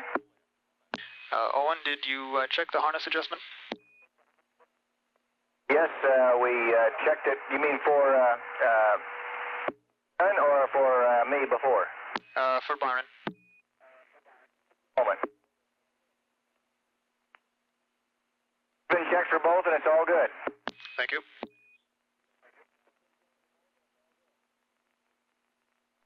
There's the calibration. Looks good.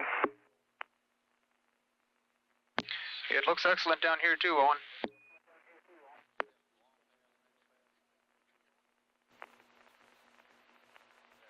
Owen, I'm going to lose you in a couple of minutes. I'd just like to say a couple of things. One is that you produced what's known in the trade as a typical set of data. In other words, beautiful.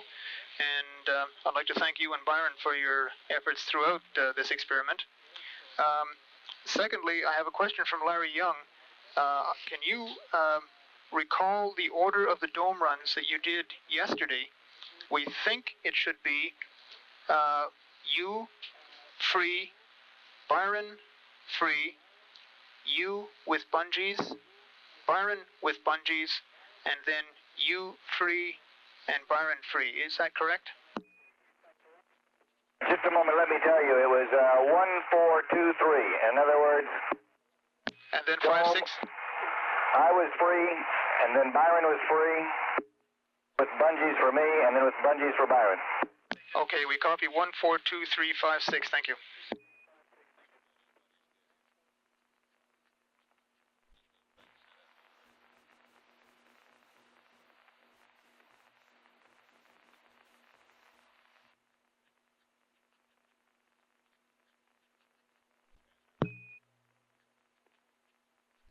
So give me a call before you lose it so I can start the tape recorder. Roger. Will do.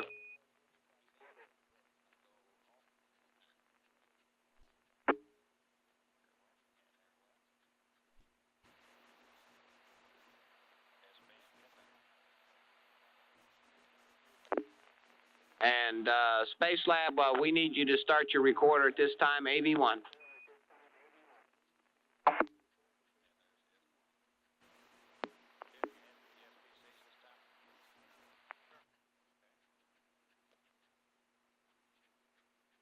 And Space Lab, this is Marshall Ops. We've got you for another 50 seconds. We need you to start your recorders at this time.